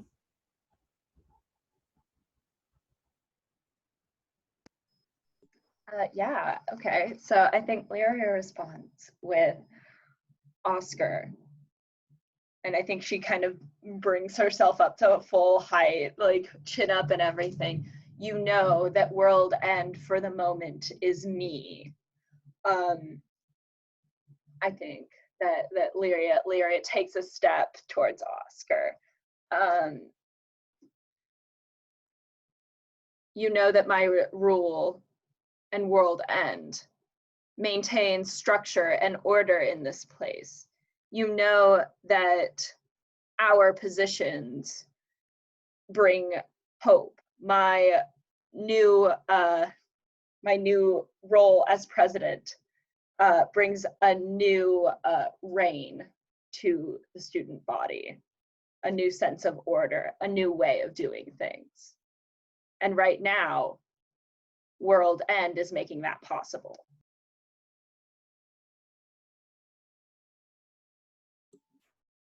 Okay, so both sides have answered. Maria, you get or 1 coin to the one who you think gave the best answer. You have to choose, and this could be like from your perspective or from like your perspective of the audience that's seeing this fight happening in the hallway.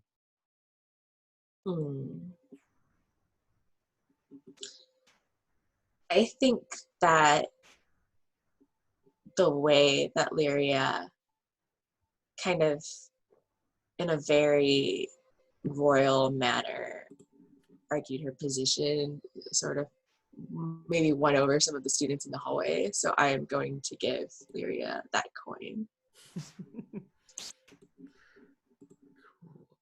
Oh yeah, there's a counter for like coins under. Yeah. Yeah. So I think my turn to pose a challenge. Please explain how your position is the most urgent and expedient.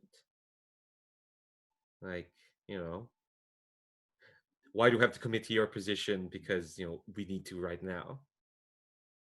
And I think I want Lyria to start this. After the old president left, the school was in upheaval. Everybody was being bullied. Everybody was trying to seize power. No, there was no semblance of order. World End and my positions brought this school back under control. Everybody knows their place now. Everybody respects everybody and their positions.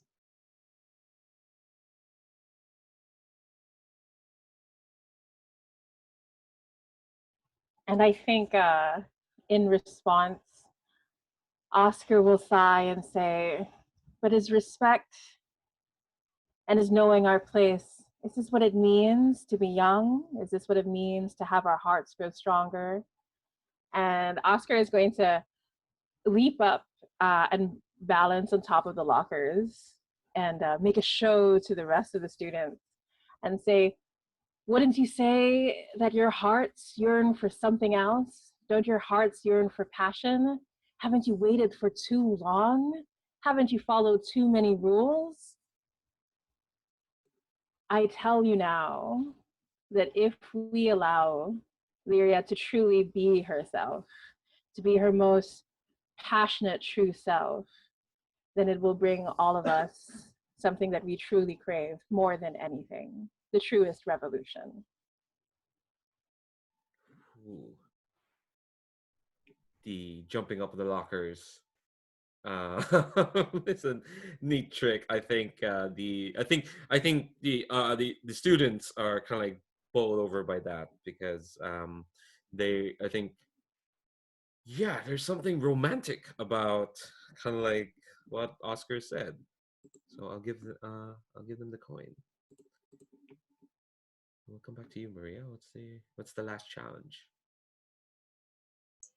Dora, I didn't like pick Oscar just so we can make this a tie. Yeah.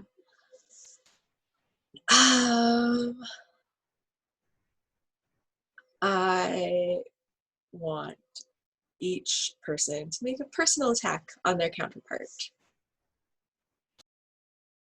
No one can ever resist choosing that option, I've noticed.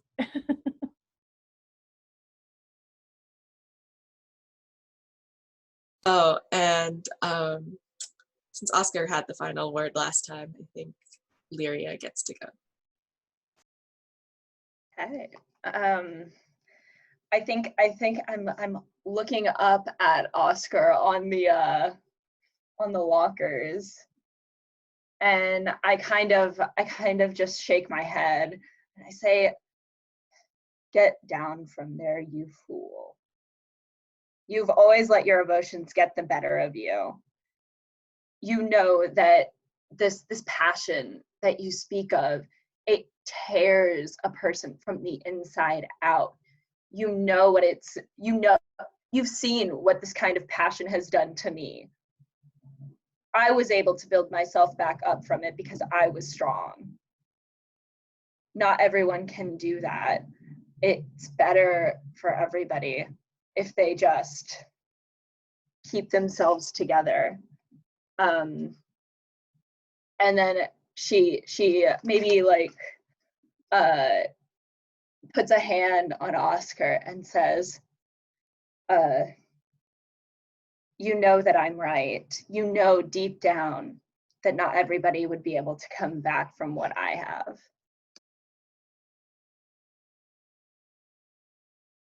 And at that, I think Oscar looks a little harrowed. And he looks down and he says, "It's true. I almost lost you, and I came very close to that. But,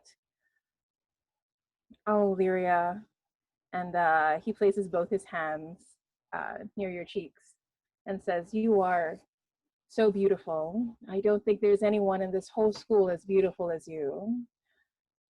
But you are so scared, and I don't like seeing you like this.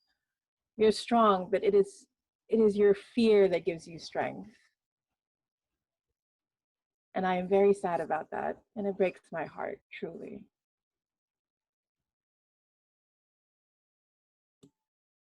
Ouch. Maria, you're gonna have to choose from either of these two. I know. How do I pick?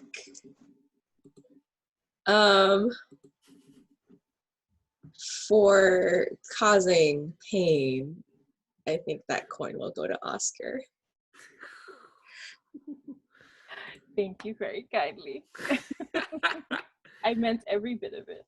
You are beautiful. Yeah, okay. What does that look like? The Mm-hmm. to both of you when you see kind of like the audience, which is quite real here, does kind of like side with Oscar. I think Oscar is actually going to not let the victory get to him. I think he's going to very quickly stand back up and make a bow to the audience and say, now, we've put on a show for everyone, and we've proven that Leeria is your president who cares about you more than anybody else. including myself, just your humble vice president. I'm sure that you'll know that your faith is restored in her. Is that not correct? I say. That sounds good to me. I think that Leeria probably rushes off somewhere. But like not, it's not super rushed. I mean, it's deliberate, but it's clear that she's making an exit. I was gonna ask if either of you wants to duel with swords and hearts, but it looks like the duel has already happened.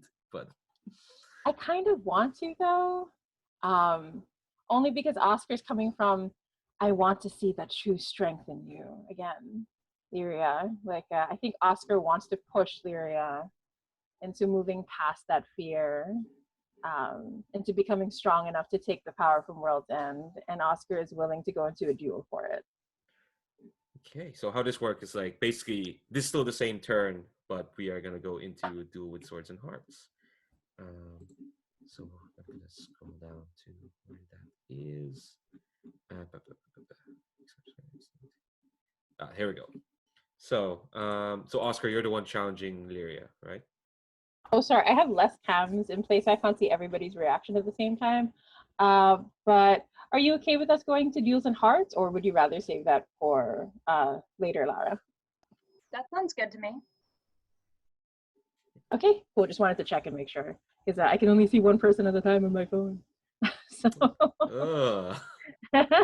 it's okay. I'm grateful for the technology. Thank you. Are you telling that to Zoom, who's probably just? Yes, I know Zoom is listening. All hail Zoom. Thank you very much. Thank God you're here. Otherwise, we'd have resorted to going back to Skype. Anyway, okay. So if you're not done so, challenge another sword bloom to a duel. Both of you draw cards. Draw 2 cards. Is it? Yes, both of you draw 2 cards. Actually, no, Oscar, I'll let you kind of like read the setup. I shouldn't be reading this. Oh yeah, sure. Sorry. So setup. If you have not yet done so, challenge another sword bloom to a duel. Let me just double check. I know I'm just looking at the exact number. Animated disagreements. Yeah. If you challenge another sword bloom to a duel, draw a card, so I'll draw 1 because I am the one challenging to that duel. And then in response, do you accept? You can draw 2 cards if you accept. You can still say no, of course. Okay, yeah, I mean, I'll accept. Yeah, so go ahead and draw 2 cards, and then let me know when you're done, and I'll draw my second card. All right. So I still have cards that were drawn from the beginning. Do I use those, or yeah? Do I draw new ones? You just keep them in your hand because we can have a maximum of 5 in our hand, if I'm not mistaken. Okay. So yeah, I drew 1. Cool. Oh, you can draw 2. Yep. Okay. Yeah. Oh. Ah. Ha ha ha ha. Okay. We're good. Okay, cool. I'll draw my other one. Ooh, all right. Okay, and then going back to the rules. Let's see. What do we notice about each other from the last one? What have we heard? I think it's really obvious for us, but definitely I think what you notice about Oscar is how sad he looks. Like he's very determined. But after the bravado is gone and the audience is gone, Oscar is quite sad about what has to happen. Yeah, okay. I think that Leeria, I think that her eyes have kind of changed color. When she gets really worked up, she gets these gold flecks in them. And yeah, but her face, so you can see that, but her face is otherwise unchanged. She's wearing this very poker face expression. Awesome, I love it. All right, so this is this dueling arena can be a surreal as we want it to be. So where do we think this is happening? Like, has the hallway extended and we go somewhere else, or do we suddenly cut to another place in the school entirely? Like, what are you feeling? I think that we probably cut to another place in the school entirely. I feel like that the student council probably has a separate area for like when student council members are dueling. So yeah, I think that makes sense. Yeah, I like it. And I feel like the surreal part about it is that when we walk towards it, it just, quotation mark, it just looks like a dueling arena. But it's huge, it's grand, it's beautiful. But when we step on it, all of a sudden these staging curtains come down and these theater lights come on. And this huge arena opens up. Like, there are people watching, but when you look closer, they're just shadows. And I think the shadows represent all the times Oscar has doubted himself if he's doing the right thing, but he has to keep going on. What surreal objects do you want to add to the arena? Okay, yeah. I think that Leeria has she likes the dramatic. So I think that there's maybe a little band on the side of the arena playing very like dramatic music, maybe like the Emperor's March from Star Wars or something, like something like that. And so they're all on string instruments. And I think that like the people that there's nobody really playing the instruments. It's just kind of the instruments there, because I don't think that the people in Leeria's life are not currently, there's not people in her life right now. So I think that that's what that has to do with. So. Oh yeah, I love this so much. All right, and then so we go into, I'm just going to read through the rules first before we get into it. So the other players together conduct and judge the duel, right? So it's kind of like what happened with the animated disagreement. During the duel, anyone may ask anyone for details about the dueling arena and the emotional stakes involved. In conducting the duel, to open the duel, each duelist answers the opening questions. Feel free to skip or push together the questions, whatever you like. And also, the other players conduct the duel, then take turns leading the duelist through a series of 4 challenges and setbacks. 4 in total, so it can be like, it depends if we want to go 4 challenges or 4 setbacks, 2 of each, whatever. And on your turn, choose one. So tell a duelist to choose a challenge for the other, or tell a duelist to choose a setback for the other. If a duelist can and does show the required card, award them a point. Otherwise, award the other duelist a point. End the duel after the 4th challenge or admission. Ending the duel. So we'll compare the duelist points. The one with the most points chooses an ending. Both duelists draw 2 cards, which we already did. I'm sorry, both duelists draw 2 cards at the end of it, like after the duel. Right. So yeah, there we go. So let's go to our opening questions. I think we already answered yours. There's a song that announces your arrival. What does it sound like? So I really, do you want to stick with that? Because I love it. Yeah, I think I'm sticking to that. Yeah. And I think for, I like to go back and forth with this sometimes. So I think for Oscar, when she enters, it's the same song, but then, gosh, I love Star Wars. You know how like sometimes they'll try to merge the 2 themes together. So there's like this sound of the winds coming through. And I think it's like Luke's Tatooine theme. Gosh, I just love Star Wars. But yeah, that's the song that comes through, like this song of brittle, bright hope as Oscar enters. Because I think Oscar is not expecting to win. Oscar knows that Leeria is the stronger duelist, for sure. But yeah. All right, so you can answer the next question if you like. Okay, so do I enter the dueling arena with someone or alone? Leeria enters alone. She's fighting for herself. She's always fought for herself. She's never needed anyone before, so, and she doesn't trust anyone else, so I think that makes sense for her. Oh yeah, absolutely. And I think so did we establish who the president was? Like did we establish that it was um our mystic or somebody else?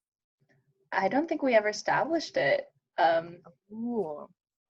I think I kind of like the idea that it was somebody else. Maybe they were close to Astrid. I'm not sure yet, but what I'm seeing in my mind is we see the former president. I'm also noticing like in every game I've played, we've always screwed with the presidents of the student council. Anyway, he has long, flowing, dark green hair and really sad eyes.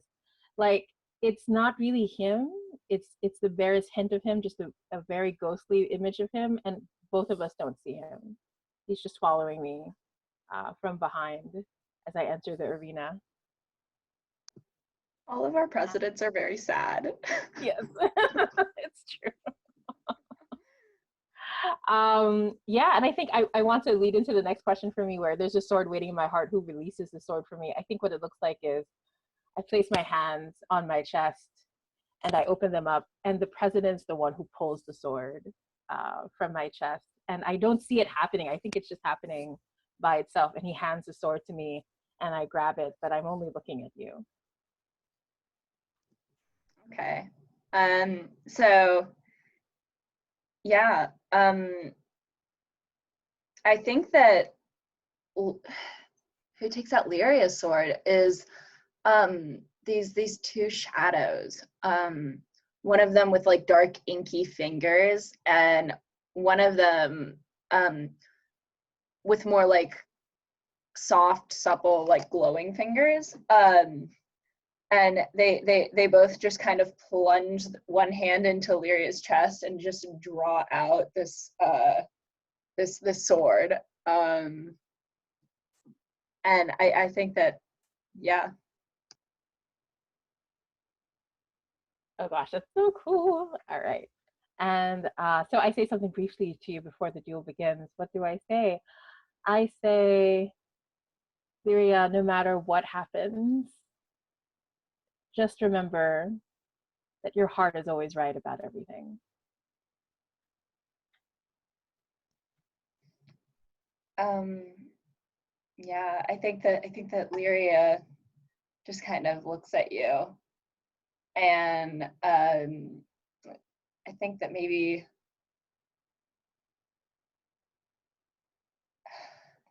she kind of says, "You rely too much on your heart. I know my heart is always right, but my mind is always stronger." Nice, nice. I love it. Yeah, so there's a flower in my chest, cut the flower from the stem and you defeat me. What does the flower look like? My flower looks like the palest orchid, symbolizing how the orchid cannot really grow on its own and it's difficult to grow and it's difficult to mature. I think it betrays the hidden fragility of Oscar's heart that he's hiding from everybody.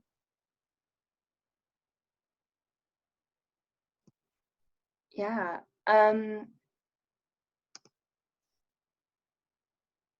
So I think that Lyria's flower is the gladiolus. So it's this this kind of white flower, and I don't know for the flower people out there. This flower is often given to Roman gladiators after they have done their gladiating. So this is the flower of a warrior, and I think that this is just going to show Lyria's determination.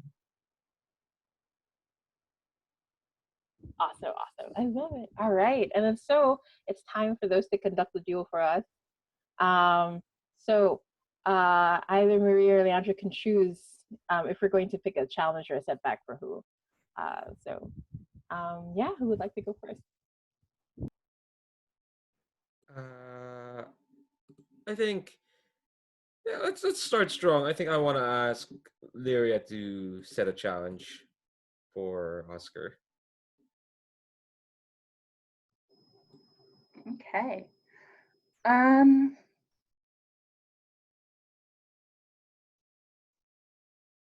Okay. I think I overwhelm you with several beautiful attacks. Show your highest card to keep up. I think that Leeria kind of like kind of twirls into like a I don't know the various and sundry fencing terms, but she lunges, and it's very graceful. And as you do it, Oscar responds. It's kind of like the dance, I think. Like I think as we do it, it mimics the kind of dancing we did earlier with our other partners. I'm going to show my highest, which is my ace.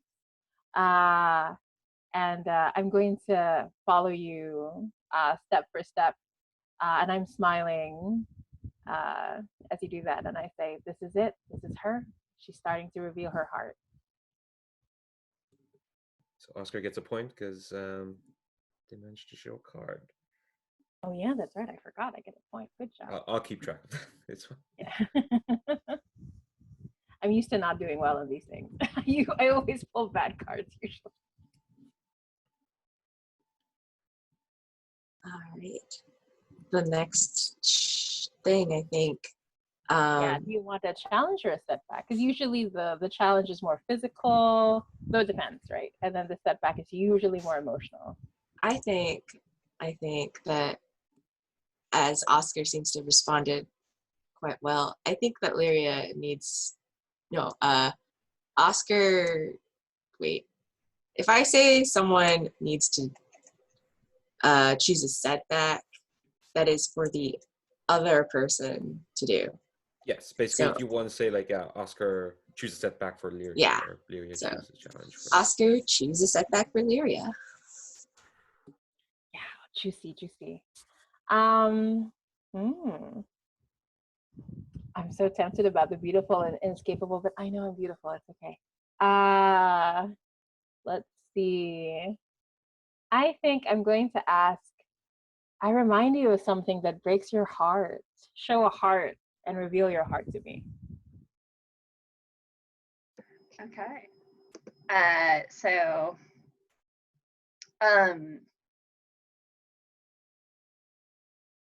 I think that okay, I'm gonna play the card first. Give me a little time to think. I think that Leeria, her sword begins to like pulse with this like this like kind of dark violet light, kind of similar to her hair but deeper and darker. And I think that like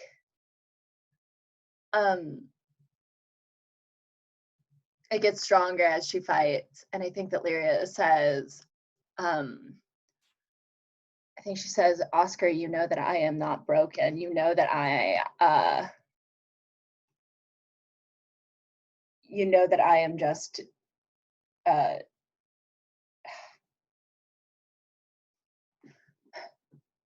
I am not broken. I am not as broken as I may seem.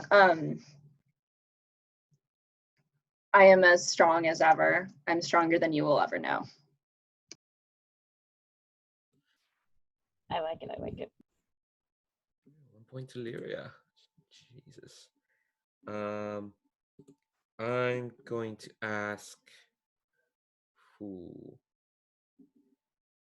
Given that display, I kind of want to ask Leeria to choose a setback for Oscar.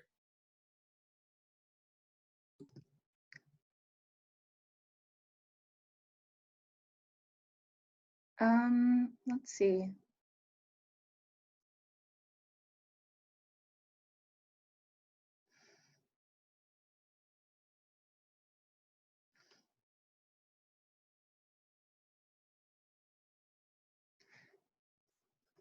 Okay, you can start convincing me to be an ally. Make your argument and show a diamond to it.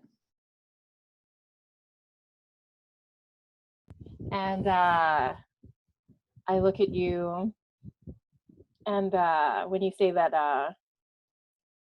that you'll be stronger than I'll ever know, I say, it's true. I think we've only started to see what you're truly capable of. But I must tell you Leeria, that I have been actively working to undermine World's End, and I don't want to undermine you as well. Together, I think we can defeat them. No, I believe we can do it. We can take the school and lead everyone towards something truly beautiful that we've all been waiting for. I believe in you, but will you believe in me? And I show the card. Jeez, everyone just has the cards. I know. I'm very tense. It's not showing, but I'm very tense. I think Oscar should press that advantage, and so Oscar, come up with a challenge. I like it. I like it.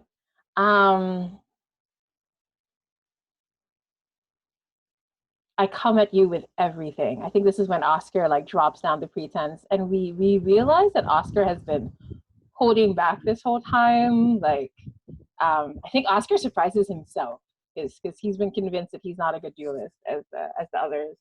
But he comes out with everything, and so show a face card or an ace to keep up.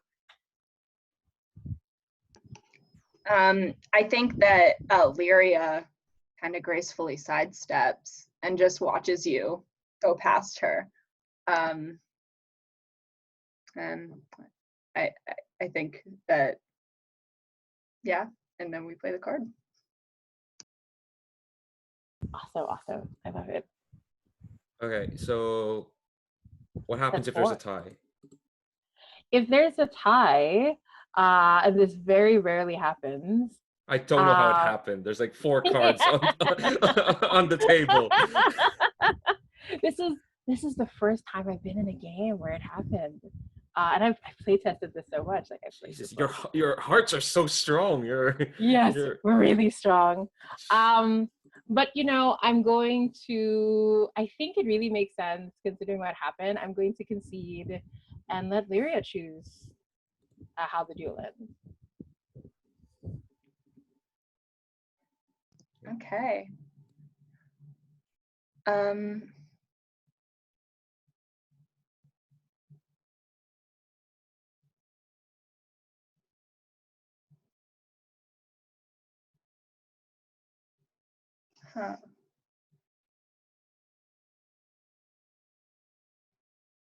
I think that considering everything, I think my memory overwhelms me, and a miracle occurs, and you accidentally defeat me.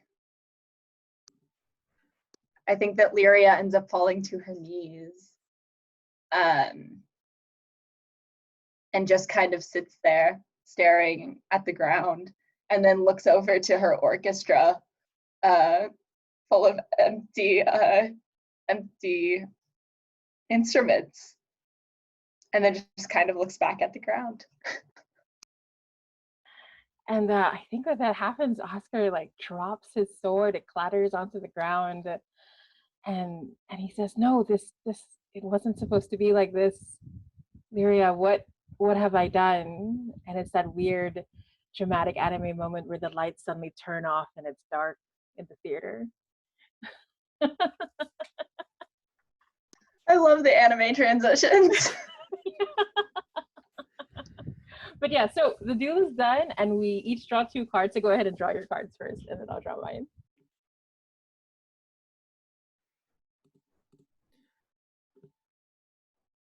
I honestly didn't expect both of you to tie. Just to tie. I know. This is I'm not kidding. I've played this game like it's close to 15 times now, I think. This is the first time I've seen it happen in all the dueling we've been doing. I need to come up with rules for what happens in a tie. Okay, so yeah, I think I will cut away from there and finally we come back to Katell. Do you have a game you wanna play? I think so. I think I want to do Rising Tensions in an Elevator. It's like, I think Katell frequently, like it's her thing, she just wanders places and she wanders into an elevator. And I'm thinking it's maybe with Astrid after the like dramatic argument in the hallway. And I don't know. What do we notice about each other? Do I notice anything about Astrid? I think there's a moment where you blink and it looks like her uniform almost kind of like changes.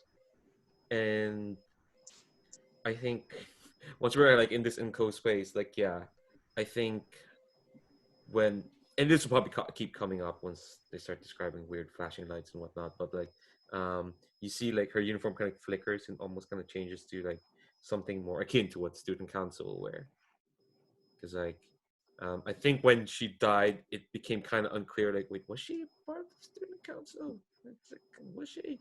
It's kind of like her time and place was almost kind of been it. Her time and place before she died was almost kind of like, yeah, just almost redacted. But here in this enclosed space, you can kind of see bits of that burnt orange, almost kind of like coming back to her uniform.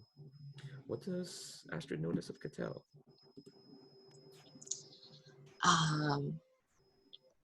I think you notice that she's been walking, her eyes are closed. She's been walking around with her eyes closed, kind of like letting her feet take her wherever. There's nowhere to go. Before we actually start in earnest, is it okay if I pause because I really need to pee? We'll come back in 5. That's good. Is that okay? All right, let's pause and come back in 5 minutes. All right. Sorry See you, about that. everybody. Yeah. No, it's okay. All right, so back to our elevator action. Oh, okay, no, that was a worse thing to say. Than was said previously. Oops. Okay, back to this elevator minigame. Elevator.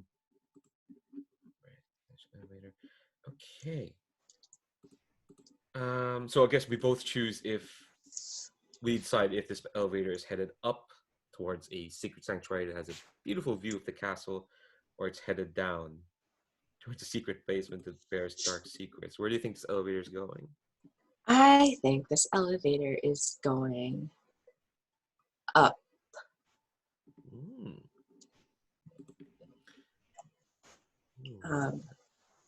Yeah, I think Katell wants to just look at everything.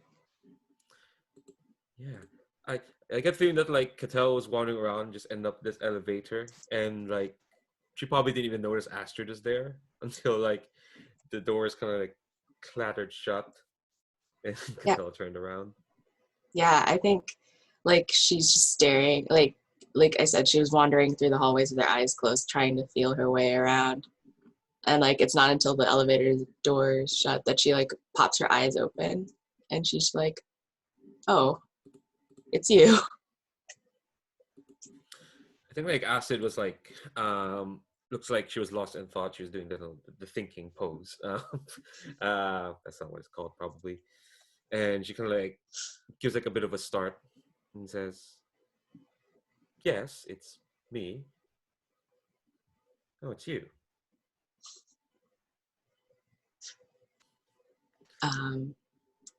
Which one of us is the more mysterious or confident Sword Bloom? Now, that's a good question because we're both kind of mysterious and confident-ish. Hold on, I need to look away from the screen, away from the cat. It's so cute. You know, I'm just okay. The large kitty. Oh my god, they're huge. Okay, all right. Don't, no, it's not your cat's fault. It's me. Yeah, who is the more mysterious? Like, I mean, I'm dead, but you're nobody. You're you're someone who people don't know. I think I'm gonna say kind of like you're the more mysterious one, honestly. Even though one of my attractive qualities is mysterious, but I'm obviously mysterious. Yeah, and I think like in the past, maybe you were a student council member, so there's like a little bit of maybe lingering fame to you. Yeah. So, as the more mysterious swordbloom of the moment, I think Katell is like sort of just like blinking at Astrid, and then she says, she starts with a vague overture, and she says something like, "Seems like a storm's coming in."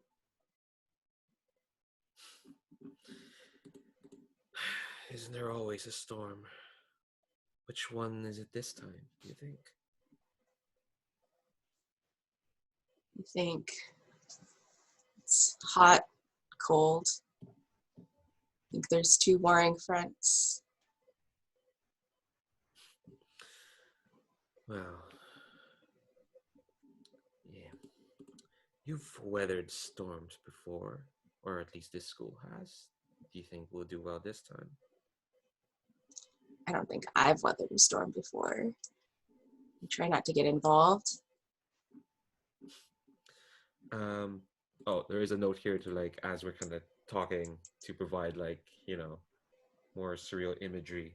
I think as we're going up, suddenly like,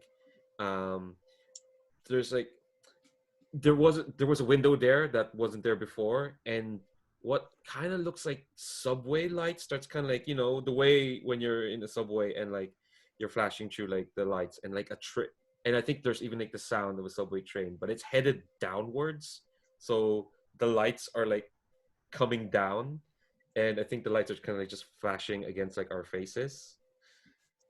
And I think the vague overture I'm going to throw at you is give a compliment that could be misconstrued. And Astrid says, "Well, I have noticed that you do an exceptional job of making sure everything passes over you." Surprised you've noticed me. Would you prefer I didn't? I prefer everyone to not notice me. Well, it used to be my job to notice everything for certain people. Old habits die hard, I suppose. I think that the elevator sort of like starts gently rocking, like on a pendulum, sort of. And I don't know if we really notice it, but I think that like this, if you were to like zoom out, you would definitely see that it's not just going straight up anymore. It's zigzagging its way up. Um, I think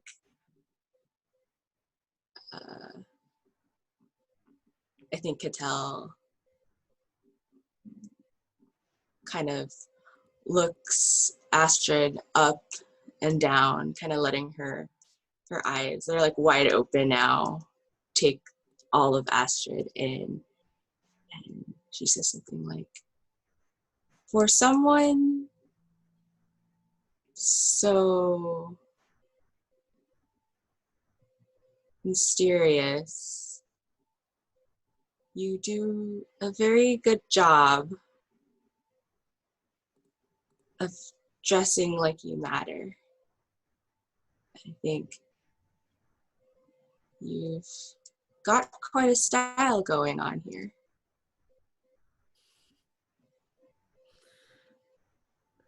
Well, I do try, but thank you for noticing. That's another aspect of what I used to do, I suppose. To be noticed. To in some ways simply to exist. Frankly, Oh, go go ahead. ahead. No, you go. Okay. Part of the surreal nature is maybe the two of them actually did say it. No, you go ahead. No, you go. Yeah. Katell's like, You used to exist, or you used to be noticed? Is there a difference? I've always thought to exist, you have to be noticed. So if one seeks to not be noticed, one seeks to not exist? Is that what you seek? Well, tell me, what is your non-existence like?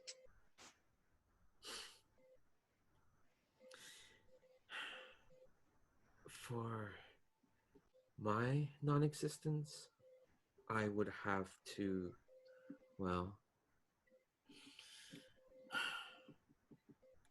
it would have been easy, I suppose, to slip into non-existence, but the truth is, when you've done what I've done, and you've seen what I've seen, you've experienced what I've experienced, it's hard to stop noticing oneself. At some point, the last person to stop caring about you has to be yourself.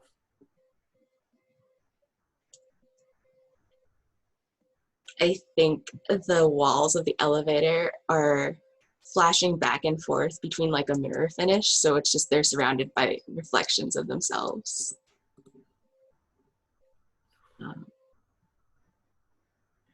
I think at this point, yeah, we can start asking revealing truths. Yeah, I think Katell closes her eyes again because she doesn't want to see a reflection of herself. I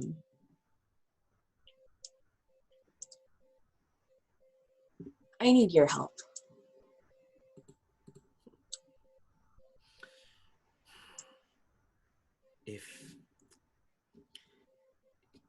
If you want my help, I would ask you to open your eyes.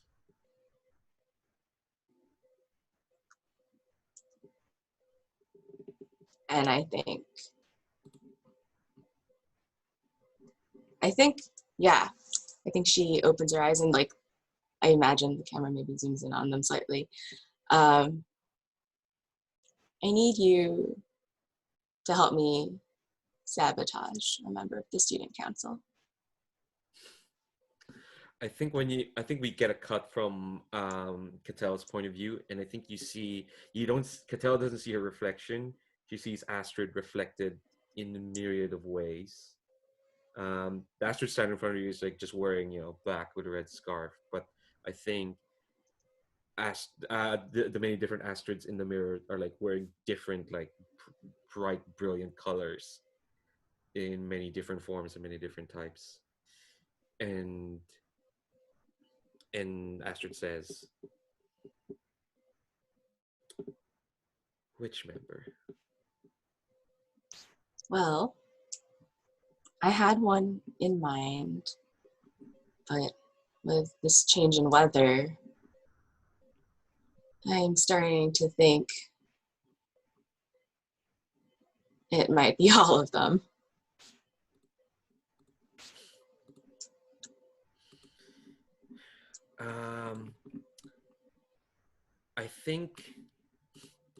I think Astrid kind of like nods, and if this is okay, I do kind of want to get into a duel. I think Astrid wants to see if this is actually what you want, or it's just something to pass the time.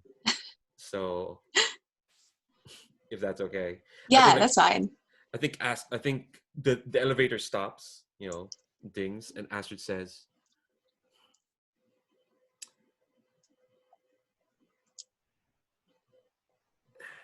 "What you seek sounds quite the task. I wonder if your heart truly wants this revolution. Why don't we find out?" And I think the doors open, and we're gonna enter whatever this dueling arena is gonna be.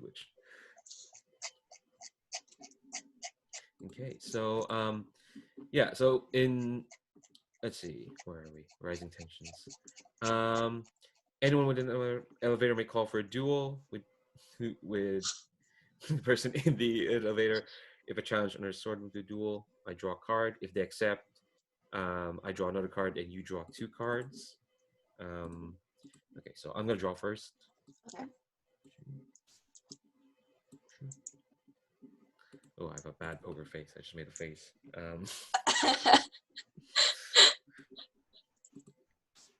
So yeah, and you draw 2. Okay. Okay, so we don't need to rehash what we noticed about each other, what we heard, because we Yeah. just came from this elevator ride. Yeah. So yeah, I guess let's determine this dueling arena, because this is I guess this is the sanctuary, the beautiful sanctuary we're riding this elevator up. What was Katell hoping to like see? I think I was hoping that it's like I think it was like an observation deck at like the top of really tall like skyscrapers, but there's like a green like rooftop garden just enclosed in glass. Ooh.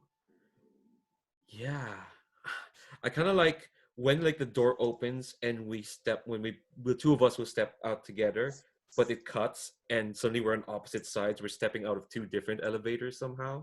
Nice. Facing each other, if that's okay. Yeah. Okay. And sorry, I want to keep adding details. I think when the cut comes in, oh, there's another cat in the background. When the cut happens, when we see like the shot, it's a wide shot of the 2 of us on either side. And I think the mirror castle, the castle falling from the sky, is right above us. I think maybe there's a reflecting pool surrounding like a narrow bridge where we can fight. Yeah. What other like what strange dream-like objects do you think like come up? They like symbolize something for Katell specifically. Oh. I think it's like multiple copies of her sanctuary, kind of. There's just swings and no one's sitting in them, but they're moving back and forth in the wind. No, the wind that can't be felt. And I think that just symbolizes kind of like a waiting period for her.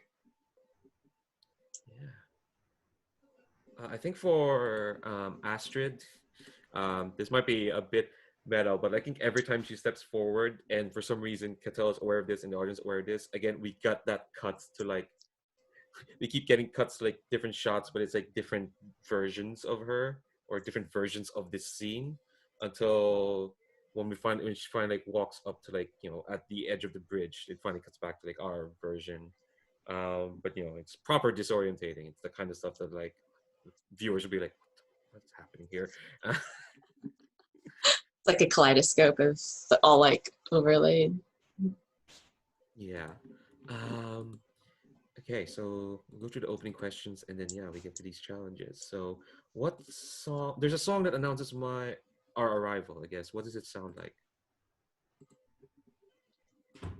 I had an idea that maybe there's like a tinkling sort of melody, sort of like an ice cream truck carnival sort of merry-go-round song that's playing softly.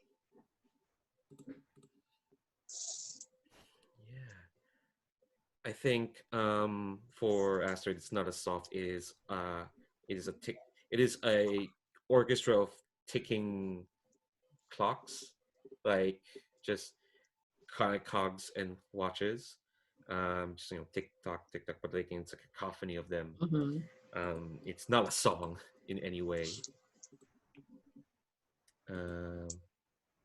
I guess we both enter alone? I don't think anyone's here with us. Yeah. I think we come carrying the ghosts of our emotions. But yeah. The ghost of our emotions. There's a Um, sword waiting in my heart. Who releases the sword for me? Um, these are like the two most alone characters. I So know.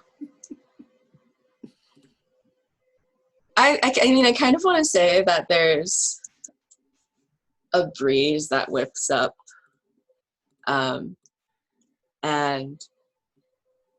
it's like maybe this like not ghostly, but like if you're like wind and picking up leaves in the shape of like a human who's maybe the person that Katell defended, and that's who releases the sword. Kind of just like whirlwinds it out of her chest. mm, I think we get another cut, and I think we get like a cut of Astrid releasing a sword from. If this is okay with Lara releasing a sword from Leeria, we just get like a cut of that, and when we cut back, suddenly Astrid just has like her sword out, and yeah, we say something briefly to each other before the duel begins. Um, I think Katell pulls her sword into a salute and says something like, I see your past catching up to you. I pray yours does not.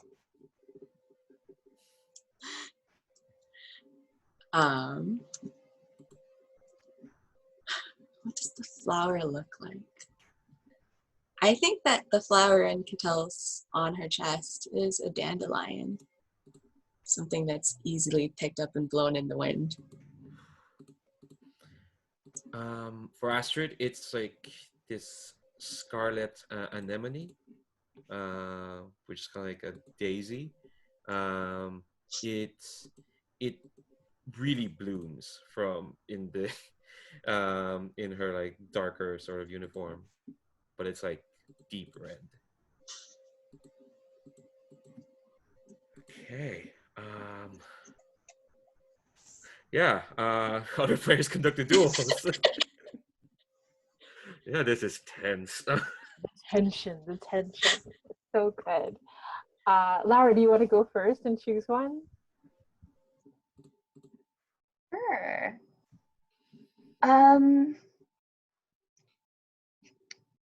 Okay, let's see. I think that I am going to have Katell choose a challenge.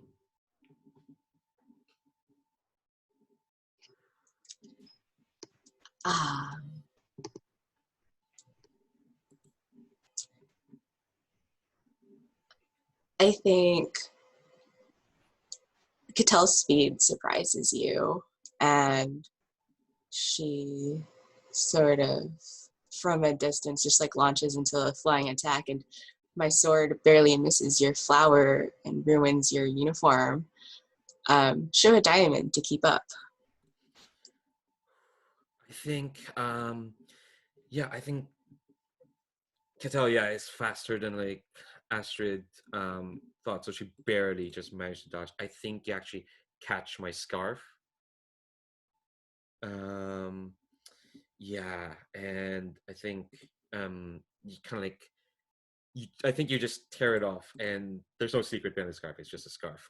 But I think because it's so recognizably like Astrid's, that's why she's less mysterious, because it's like, it's it's clear. Oh, I just showed the card. Um, and I think like, yeah, it's almost like you're stripping away a bit of her, but I think you see like I think Astrid kind of like gives like this, the scarf kind of floats away and lands in the pool, and she kind of gives a look as it say like it's just a scarf, and yeah, I managed to keep up. It's fine. Nice. Okay. I got so enwrapped, I forgot I'm going to choose. I would like um, our mystic to choose a setback. for our nobody? Ooh. I think I think when you see that like the scarf goes away and Astrid almost kind of like she almost kind of like shrugs, but I think again the cutting kind of like belies emotions you're trying to hide. So I think I remind you of something that breaks your heart. Um, Show a heart and reveal yours to me. Uh,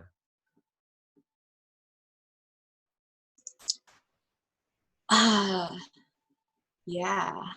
I think um, Katell lets her gaze follow the scarf, taking her eyes away from the target and from Astrid momentarily. And in that moment, I think you see just like this sheer longing in her eyes. Like she wants a world where the nobodies can matter as they are, where we can have more pieces of color to be ourselves and not have to like fall into this position all the time, and to have something that's so unmistakably her own, like a scarf. um, so like her guard's a little lower than it should be, probably. Like her sword hand has dropped to her side.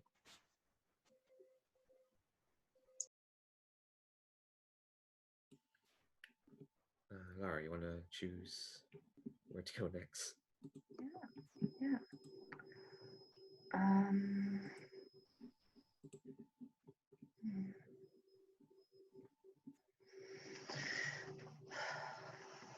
What do I want to do?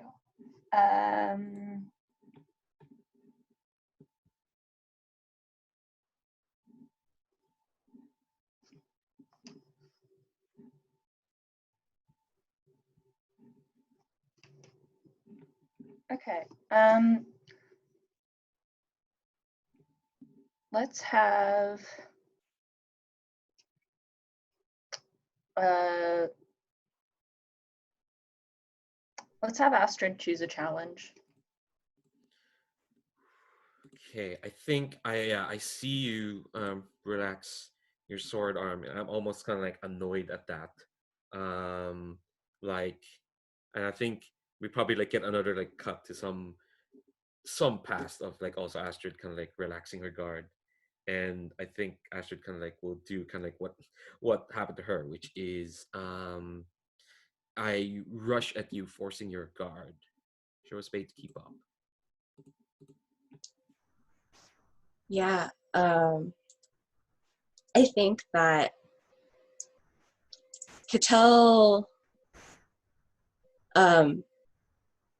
probably can see that just like slight motion that you're coming forward, and so she's able to bring her guard up in time, sort of carry the blade away, um, kind of keeping her distance from you as she does so, and just like this, moving the blade across the body until the tip's far, far, far away.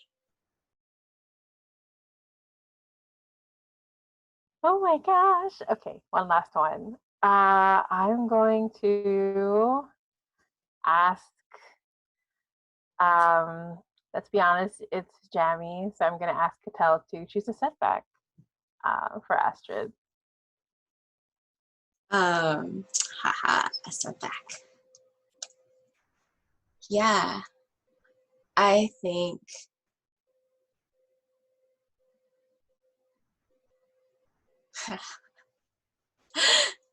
there's something about me that's beautiful and inescapable. Show a card you haven't shown before and tell me how you're falling for me, and keep up. And I think, yeah.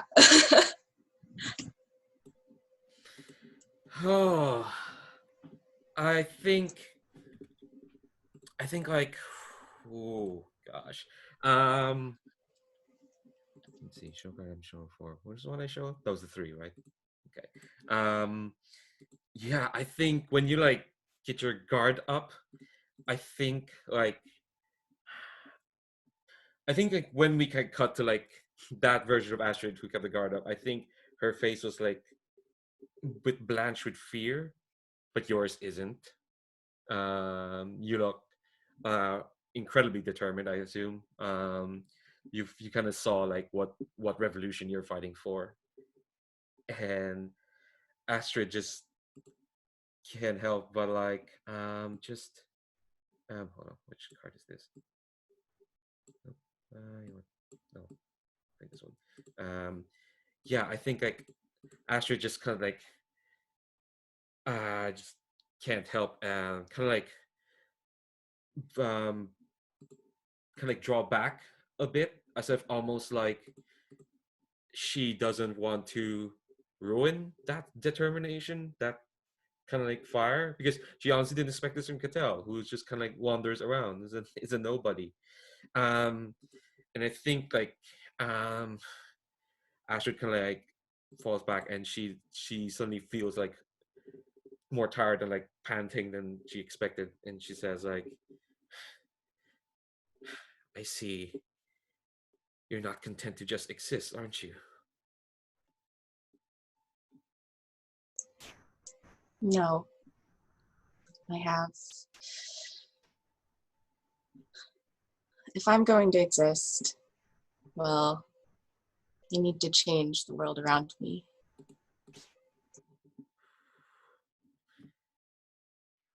So I believe we tied as well. I have never seen this happen before. I don't understand what's happening. That is so crazy. I mean, you really have to write some rules now for time. Oh my gosh. But yeah, the thing I'm thinking about is like either flip a coin or whatever feels narratively most appropriate. I think for me, what feels narrative appropriate is like the last choice in the duel ends, at least if from Astrid's point of view. Like Katell has absolutely proven herself worthy of her revolution. And I think if that's okay with everyone. And I think like when you say like, yeah, you'd have to change the world around you, I think Astrid just kind of like opens her fist and lets her sword kind of clatter, and you can see like, yeah, that anemone is quite prominent, and she says, "I think you can change the world yourself just fine." Um, I think Katell lets her, like the tip of her sword, come up under Astrid's chin and uses it to like tilt her head up slightly, and she'll like reach down with her other hand um and like and she like stares into Astrid's eyes, and she just says,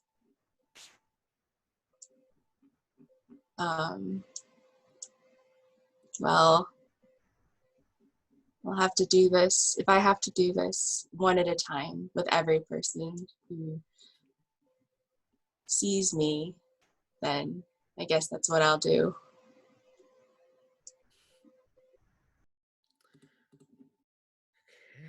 Okay. I think yeah, we kind of ended a shot of like you like holding like the tip of the saber in the middle of this bridge to Astrid, who's just, yeah, who's who has been defeated. So the end of that, we draw two more. Why did I scroll up? Why did I do that? Um, okay, yeah. So we both draw 2 cards. You draw All right, first. I'll draw first. Do the other cards just go away? Yeah, they just go away. Like Okay. we've basically shown them and we've given them up. All right.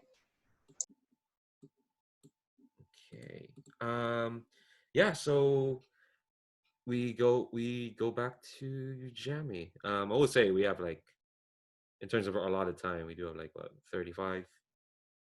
Yeah, actually, I was thinking of going into the end game. Yeah. If everyone's okay with it. Yeah, I think if we had more time, if we had gone back to me, I probably would have played Take My Revolution because I don't know if Astrid has a revolution left in her, but like we can go into Endgame. Yeah, just for the. I do want to try running this again and splitting it up across 2 sessions because when I play this, like face to face, even we usually go like 6 hours. It's so long. Yeah, actually, you know what? Why? Maybe if we can stop now, if folks are okay with coming back to this next week. I know another Friday morning game. Oh, but how does I think I'm okay, but how's everybody else? Good. Check my schedule. I think I'm okay. I might have a lot of games that day, but I can do it. Yeah, it'll be fine. There's not like a thing I have to stay up for the night before, so it'll be great. I hear Leandro is infecting you. this is I how mean, it starts. Yeah, the late night game on Friday is Good Society, so oops. Oh my gosh. But that would be, let me just quickly check my calendar. But I think so. I would like that. It would be a great way to experiment and prove, see if my theory is viable that Firebrand games are lying when they say they're a one shot and are better as 2 shots. I have played Firebar games one shots, but that was with 3 players, not 4.